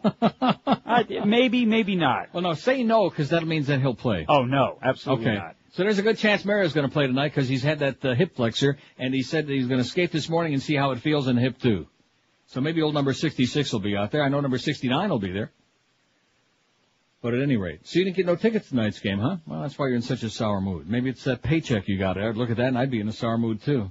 That what? So I hope that this isn't one of those stories because this does happen once in a while, once in a great while. Like even on CNN, it's got all these hours to fill up with crap. They'll show an unbelievably outrageous story and then you never see it again. You know what I mean? Right. I hope they don't do that with that Stratford High in outside of Charleston, South Carolina. What? They better not, even though it's in a real Yahoo place. Well, that's not the point. That is. Oh, you mean like the U.S.? Yeah, it's in a Yahoo place, the U.S. Man. Oh, there's El Presidente, North Carolina, raising another $1 million for his re-election campaign. Okay, let's get some more movies on this list before we get out of here, okay? 5670560, pound 560 on the AT&T. Now, this call in Parkland's been on there for like 8 hours. Hello? Neil. Yes, sir. First of all, movie, Young Frankenstein. Okay. Now, in regard to the subject du jour, the political situation in the United States I found was best described recently by Lewis Black, who said the Democrats have no ideas and the Republicans have bad ones. Right, that's very good. I like that. I thought he hit the nail right on the proverbial square head. Mm-hmm. Also, in regard to the idiot that called earlier and started talking about the economy being good and everything, and you cut him off, said he was chronic. Yeah. Please remind that fool that the economy was good during the Vietnam War, too, and we only lost, 58,000 of our troops. Yeah, guns and butter, man. Remember that? No question about it. Guns and butter. No question about it. And the fact that this conspiracy does exist between the Bush family and the Saudi government is beyond dispute anymore. It's only a matter of how long it takes the American public to wake up. And you, Neil, are one of the great alarm clocks, so please keep pounding on it, and hopefully someday these morons will wake up. Listen, that's my goal. I'm going to change the world right here on this show. I don't know if you'll change the world, but you have already changed the small See, I even woke the dogs up. Okay, thanks a lot, Pally. Take care. Who woke the dogs up? Remember that song by Baha Men? Who woke the dogs up? Hey, listen, I'm doing the best I can in our little corner of the world, and of course it could make a difference because you'll recall in Florida, where we have a lot of dumb people, including, not just rednecks, we got some dumb old Jews too who can't figure out how to vote, so they voted for Pat Buchanan. We had a little bit of a problem in Florida, and that's what gave us this bunch of Nazis and enabled them to steal the election and put all this over on us again with these right-wing fascists. You must see, I'm telling you, I am begging you, some of you people who really give a crap about these things, put on a 6-hour tape, and just put on CNN. I mean, you know, if you're not going to be watching TV, put on or start your TiVo or whatever, and get CNN rolling, because I know they're going to show that story again. Sure. To see it is so eerie and so scary. I guess there's some people that don't think there's anything wrong with that kind of a thing. Is that so? Well, maybe that's the kind of country kids. they want to live in, but it sure as hell isn't the one that I want to live in, and quite frankly, don't live in that much anymore, and that's part of the reason for it. A lot of people don't believe kids have rights, you know. I see. So in other words, if it happened to be their kids who got basically slammed down to the floor and handcuffed if they didn't goose step along, and searched at gunpoint for drugs, I guess they wouldn't be concerned about that. See, if it was their kids, then they might be singing a different tune. Just like if it's their kids who are going to be brought home in a casket, in a coffin that we're never going to see from Iraq, then maybe they're going to start screaming loud and saying, hey, this is a bunch of crap, and I don't want my kids to be dying for nothing. For a bunch of grave robbers, for a bunch of lunatics, for a bunch of crooks. For Bechtel and Halliburton. Is that what the American kids have to die for? Yeah. Oh, okay. And let me say it again. All of this, every bit of it was decided, whether you want to decide it was 1992 or the PNAC meeting in 1999, before they stole the election. By all the old chicken hawks from back in Reagan days. But, of course, Ronnie forgot. And we'll never find out about that unless you have Showtime, if they ever decide to even show it. And by the way, you do realize that they're showing on Showtime, the Reagan miniseries, but they're making changes. No, I didn't know that. Yeah. Oh, yeah. Oh, they're not going to show the one that the producers wanted the to evil be on. one, the bad, foul, filthy one, yeah. No. So every time you turn on Channel 4 in South Florida and you see tears coming from the CBS eye, you'll understand why the eye is crying. 29 votes for The Godfather. I didn't know no Godfather. Did you? No, we were in the olive oil business with his Do you know who I am? I'm Mo Green. They're showing the tape. I made my bones when you were going out with cheerleaders. 29 for The Godfather, 16 for Caddyshack, Airplane 14, Airplane's just great. Big Lebowski 11, History of the World Part 1 10, South Park the Movie 10, Clockwork Orange 7, Pink Floyd The Wall 5, 4 for Grease and Network and Godfather 2, and Endless Summer's got 3. Hey. I love it! 3 votes for Endless Summer. Or is it, I think it's called Endless Hummer, isn't it? That Bruce Brown. And by the way, speaking of Bruce Brown, the one who made all of those movies. You're gay. He has a wife, you know. And a son. A surfer-thon. So I don't know, maybe just keeping it all in the family. It's 26 past 1. You know, I'll tell you one thing Pharrell wants, and that's that mattress from Dollar Mattress. Are we going to get that taken care of or not? Highboy has the connections. He's the one that I thought Highboy's on vacation or something. He's on permanent vacation. There's the rub. He's sitting there eating like pork fat right off the damn pig. At any rate, we'll get it done for you, Scott. Just relax, okay? You stay on that cot for another week or two, and we'll get it taken care of. In fact, when I get down there, man, you're going to see some real changes with that sales department, because I'm not pulling no punches this time. I am just going to unload. What a bunch of do-nothing assholes, man. The word work is not in their vocabulary. Just like when they get that agency copy, you know, that's got all the mistakes and everything in it. God forbid we're looking at it and proofreading it and seeing if there's anything that makes sense in it, because that sounds a little bit too much like work, which is not in the vocabulary of the QM sales department. Writing orders, as in glorified order taker, that sounds good to them. 26 after 1. Hey, I'll tell you something that sounds good for me, and that is getting a good night's sleep. How do you do it? Well, one of the ways is having you a good mattress, a quality name brand mattress from Dollar Mattress. The mattress industry is loaded with all kinds of BS, all kinds of shell games.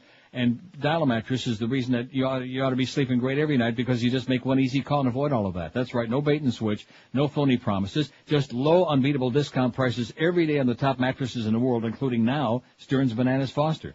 And when you call 1-800-MATTRESS, you still get that unbelievable delivery deal. Nobody can match it. You pick the day and time for delivery. Any 2-hour window, 7 days a week when it's convenient for you, 8 in the morning to 10 p.m. And believe me, they'll show up when you expect them, so you don't have to waste a whole day of your life praying that somebody shows up. I've been sleeping on a Dollar Mattress for years. You ought to be doing the same, and all the other people in the building are starting to catch on. Miguel and Boca Brian and George and even disgusting Fat Boy are sleeping on a mattress from Dollar Mattress. Honest sales practices, unbeatable service, everyday low prices, same-day delivery, free setup and removal. What an unbeatable combination from Dollar Mattress. So please don't get sucked in by the so-called giants in the mattress industry or those expensive furniture stores. They're not in the same league with Dollar Mattress. Call them today. You'll be sleeping with a big smile on your puss as soon as tonight. Call 1-800-MATTRESS. 1-800-MATTRES, or online you'll find them at mattress.com. Live and local. This is 560.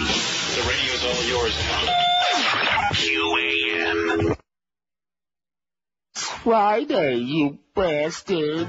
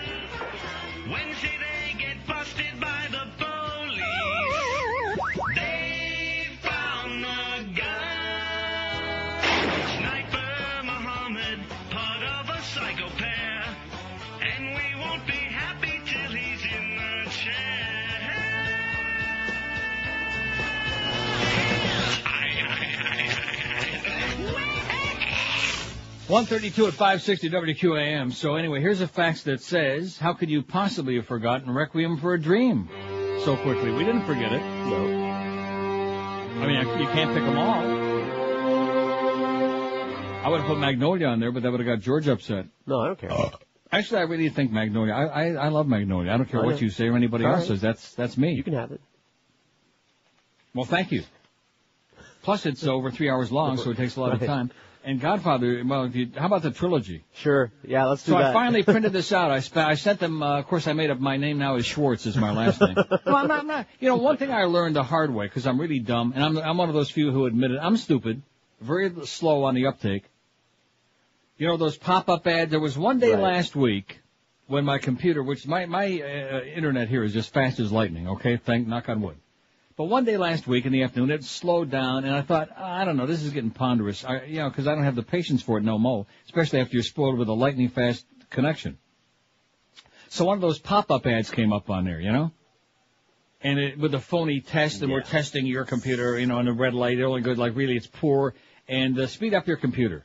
And it looks like Eric has warned me, the more legitimate it looks, the more likely it is it's a fraud. Right. Real fancy and glossy and multicolored, and all the lights are flashing. And so I signed up for it, and actually I sent them my credit card information, and I'm buying the... and see, first of all, you should be able to download it without going through buying anything. Right.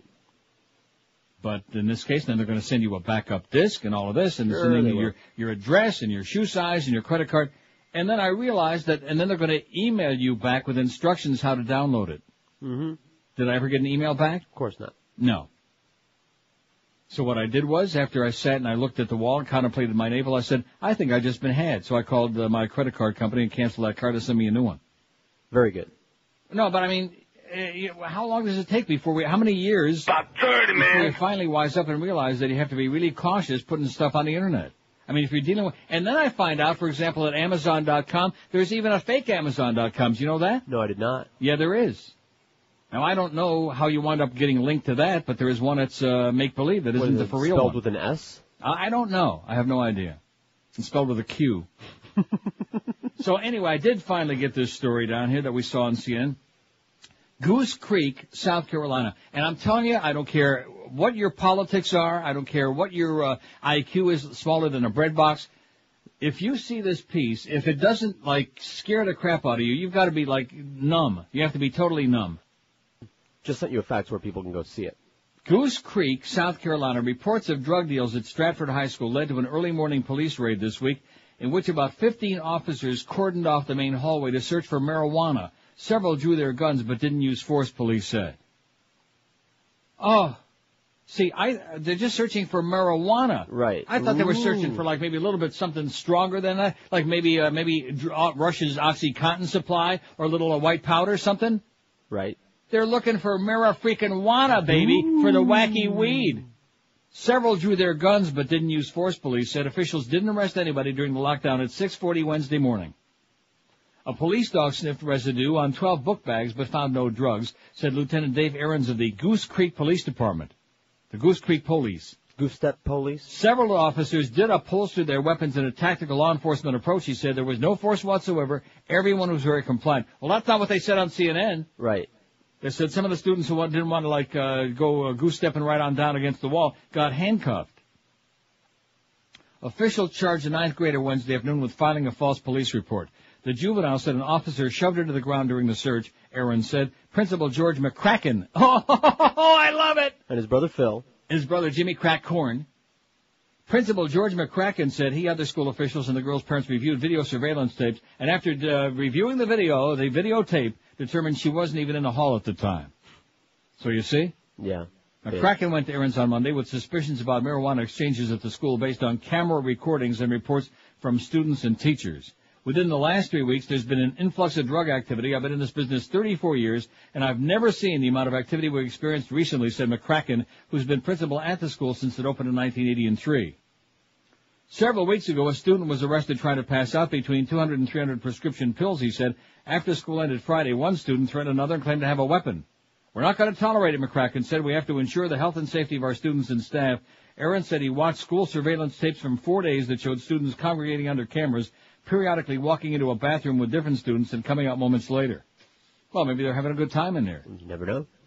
The suspected group of about 10 students come to school in early buses. Tapes show a network of lookouts, Ahrens and McCracken said. They're pretty knowledgeable in terms of where to stand. They know where the cameras are. If they stand directly under them, the cameras don't look directly down. Faculty can see the students from other cameras, but from quite a distance away, they see silhouettes. Police told the students, 107 of them, by the way, who happened to be in the hallway during the big raid. Police told the students to sit on the floor and put their hands out. Officers searched only book bags that the police dog responded to, not students. McCracken said he believes a lookout alerted the group Wednesday morning by cell phone after seeing the police arrive. Later in the day, 2 other students who fought in the cafeteria during lunch were charged with disturbing school. Oh, my God, I can't stand it. I can't handle it. There's drugs going on, baby, in that school, so let's bring on the Gestapo. Yeah, I know something more dangerous than pot. What's that? Oh. You better watch it. You're not going to have a pot to kiss in, man. Monty Python and the Holy Grail, there somebody says. Thank you, Keats. Also, here's somebody who's in sales. We commiserate with him in Boynton Beach. He says, how about Glengarry Glen Ross, okay? Yeah, this poor guy could probably watch it all day. It's a great movie. Highly underrated. I don't know why more people aren't into that. Glengarry Glen Ross. Phenomenal acting. Just unbelievably good. 5670560, pound 560 on the AT&T, and the T. Here's Coral Springs. Hello. Neil. Yes, sir. Dr. Strangelove. Okay. Also, you mentioned an article before about that no-good, lying bitch, Ann Cole. Yeah. Who was it that wrote it, and what newspaper is he in? David Korn. It's in The Nation. David Korn. Korn? C, just like Korn.com. Yep. In The Nation. Yep. Okay. She should only joke on a piece of corn. Take exactly. care. Thanks. See ya. Yeah, she should gag on it. In fact, she's probably picking some corn out of her stuff right now, if you catch my drift, because she's sure full of it. We're Sports Radio 560, QAM. Don't have a penis. I've never had one, I swear. Well, congratulations. Get a life. Oh, yeah, right. I was gay dreaming. I'm still on the charts, still having hits, and I'm still making money, baby. Lilo and Stitch are making me rich. My career took off when I passed away. Though I've been dead forever, I'm still doing fine. Just as Forbes magazine, yeah, I'm doing fine. Loan me $50. Though I am in my grave, I play my song at raves. If that ain't weird, I don't know what is. If I weren't dead, I'd be in the red. Going toes up is good for business. Been in the ground forever, but I'm doing fine. Yes, he's doing fine. Though I have left the building, I'm still doing fine. I'm still on the charts, still having hits. By the way, that information you sent me on that fax a little while ago before the last break was very interesting. I wasn't aware of that. Well, there you are. Good. Excellent. I'm pleased to see it. 145 at 560 WQAM. And here's a fax from a listener in Lincoln, Nebraska. Listens on the Internet. You can watch that story about those kids in South Carolina on MSNBC.com. Thank you very much. Also, Zach in New York City. Well, let's see. This fax is half good, and then the last part of it I'm a little aghast at. 2 campy movies for the pool, 9 to 5 with Dolly Parton and Lily Tomlin and Mommy Dearest. So he's got 2, but we didn't want campy movies, right? No. Also, you should rent a movie called Laurel Canyon. Great movie and a good soundtrack. What is that? Don't know. Oh. Finally, and here comes the worst part, Zach. Your website needs a makeover. It's not organized. I can help. You ready for that? Our website needs a makeover. Our website is effing outstanding. You don't think so? Last time we got some help on the website, all kinds of bad things happened. So, Yeah. I'm not exactly. And, of course, you certainly had your finger deep inside of that, so to speak. Our website's great. Our website is sensational. And Eric all of a sudden butched up big time because, I don't know why. I guess because you bitched him out so much. But at any rate, in fact, everybody ought to be going to NeilRogers.com, not just to vote for the movie, because this poll today sucks, let's face it, they don't like it, but to check out that Weapons of Mass Destruction countdown, the WMD countdown. That may be, in fact, you know something? That's a good poll. Yeah. What's the best thing we ever had on our website? Maybe we'll do that. Maybe I'll do it one day next week. The weapon of, look at that. It's such a beautiful thing. I guarantee he came out of the same family tree with Precious. There's no question. Only she's got a higher IQ. We've been digging now for 230 days, 13 hours, 47 minutes, and 24 seconds, and you can watch the clock continue counting along. Ain't found nothing but oil yet, darn it. And there's the W-Meister. He put the W in WMD. And he's, and he is chimping it up with the best of them. It's a beautiful thing. Got to see that. So thanks anyway, Zach, but no. Here's a call from Kendall. Hello. Kendall. Is gone? Just as well. Or, I was on the wrong line. Like I said, here's a call from Kendall. Hello. Neil, how you doing? Yes, sir. Sorry Good. about that. Let me ask you, why isn't that nobody in America broadcast that stuff that you're playing on the radio? Because America is worried about getting more special deals from the government. That's why. Viacom. Wow. That's why Viacom and CBS canceled the Reagan miniseries. Unbelievable. Also, I saw Bowling for Color, man. That opened up my eyes big time too. Excellent. And for my poll, I want to vote for. I know it's a cheesy movie, but I want to vote Wild Things. Because if I'm stranded on a desert island, I want to see some makes a good point. There you go. And good I point, want pal. good chick action, something. Okay, right. Keep your eyes on it and have a great day. He wants to see the old Wild Thing. I think he wants to do the old Wild Thing, maybe even with himself. 5670560, pound 560 on the AT&T. You'll have to get a permission slip, though, by the way, from the government before you can do that. Pot pill may help MS sufferers. See, there you go again. Right on the heels of that nice story about those dangerous kids in South Carolina who are peddling all them damn drugs. Deliciously different marijuana. Deliciously different. There you go again, promoting drugs and sex and dangerous things and movies and dancing and stuff like that. A marijuana pill appeared to relieve some of the symptoms of multiple sclerosis in the first scientifically rigorous study of the strongly debated drug. You ready for that? I'm ready. I heard it. The research published this week in the Lancet Medical Journal found that even though the improvements could not be detected by doctors' tests, a greater proportion of patients taking the drug reported reduced pain and muscle stiffness than those taking fake capsules. A sugar pill. Experts said the mixed results make them tricky to interpret. Some said they were encouraged any improvement was noted, while others said any major effect would have shown up in the doctor's test. One study leader, Dr. John Zajicek, Polak, from the University of Plymouth in England, said the research raises questions about what's more important, a doctor's measurements or a patient's perspective. It's like the guy that goes to the doctor and says, "Hey, doc, how do I feel?" Right. It's like that again. On you. Yeah. I think if there's a conflict, it's what the patient feels that's important, so I think it's quite encouraging, said Roger Pertwee, a professor of neuropharmacology at the University of Aberdeen, who was not connected with the study. So there you go. One more reason to light up. Big fat one, okay, over the weekend.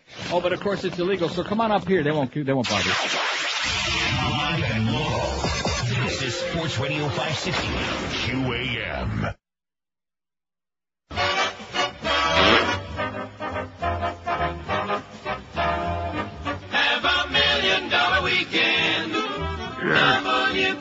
WQAM 56. If anybody has opinion dissenting from our way, we'll place your name into the system as enemy of the state. Don't even bother to question, just follow and obey. Everybody's turning fascist USA. In the act of patriotism, we're watching all of you.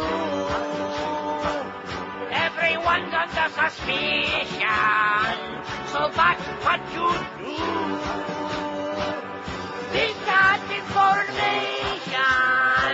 and all you mindless fools in Bush Fatherland Nation, fascist USA. You gotta hate those Jews and Clinton's liberals too. Believe everything we tell you on the state-run news. Blood war for cornbread. Fill up your Escalade. A Reuben Cheney Bush menu. Fascist USA. We don't mind to see our jobs go. That economy's good. We're fascinated by J-Lo. Don't read no stupid books. All now are embracing the Pax American way. Everybody's turning fascist. Fascist USA. I told you that Eric is the best, didn't I? So, Zach in New York, thanks for your help, but the answer is still no. No, we're doing fine. Because if you look on our website, that is beautiful. Ain't it? There's the people, because here's a fax it says from Jimmy and Boca. Please tell me the name of the show you were airing clips of. I just joined your show, yada, yada. And there it is. And we've been getting a lot of calls off the air for the website and this and that. And right. There you go. Well, this will make it real easy for you. That's what we want to do. We want to make it simple. Simple solutions for simple people with a simple president. Right above the weapons of mass destruction, the picture of W with that monkey lips, is a link. Conspiracy theories uncovering the facts behind the myths of 9/11/2001, the fifth estate from the CBC, and here, just click on whatever you want to look. The interviews, the congressional report, a hell of a lot more in-depth than just the clip that I played, right? Right. All the good stuff. All the good stuff all the time. So thank you, Eric. You are phenomenal. Isn't he? He's the best. Except no substitutes. Say it a little more enthusiastically than that. Eric's the best. I love Say him. it like we could Eric believe that you really mean it. Although he doesn't want to be associated with people like you, but nevertheless. I understand. I still love him. Oh, sure you do. Okay, here's the poll question. Now, the first poll we had earlier, in case you crapped out or went out to take a big one, Hillary, now I forgot how that came out. Howard Dean won, but Hillary put in a real good battle there. 320. She decided to throw her thing into the ring. And she come out pretty good. At any rate, Howard Dean won it. And then, of course, we had about 13% of Bush lickers out there. Don't confuse them with the facts. Like I said, it's not politics to them. It's a religion. That's what it's all about. Do you think that he really believes all that crap? No, I don't. Although he is dumb enough. You know, it's possible. No. Because keep in mind, Cheney and the henchmen, Wolfowitz and Pearl, all these guys, they're the ones pulling the strings like that article I read. No, he doesn't believe it. He's still doing all the same things he always has been, at least as far as I'm concerned. Oh, no. You think he's drinking with Prince Bandar? Bonding. If you only had one tape or DVD movie that you could watch like if you were stranded on a desert island somewhere, what would it be? Godfather 38 wins, hands down your pants as they make you another offer. Caddyshack 30, Caddyshack is strong.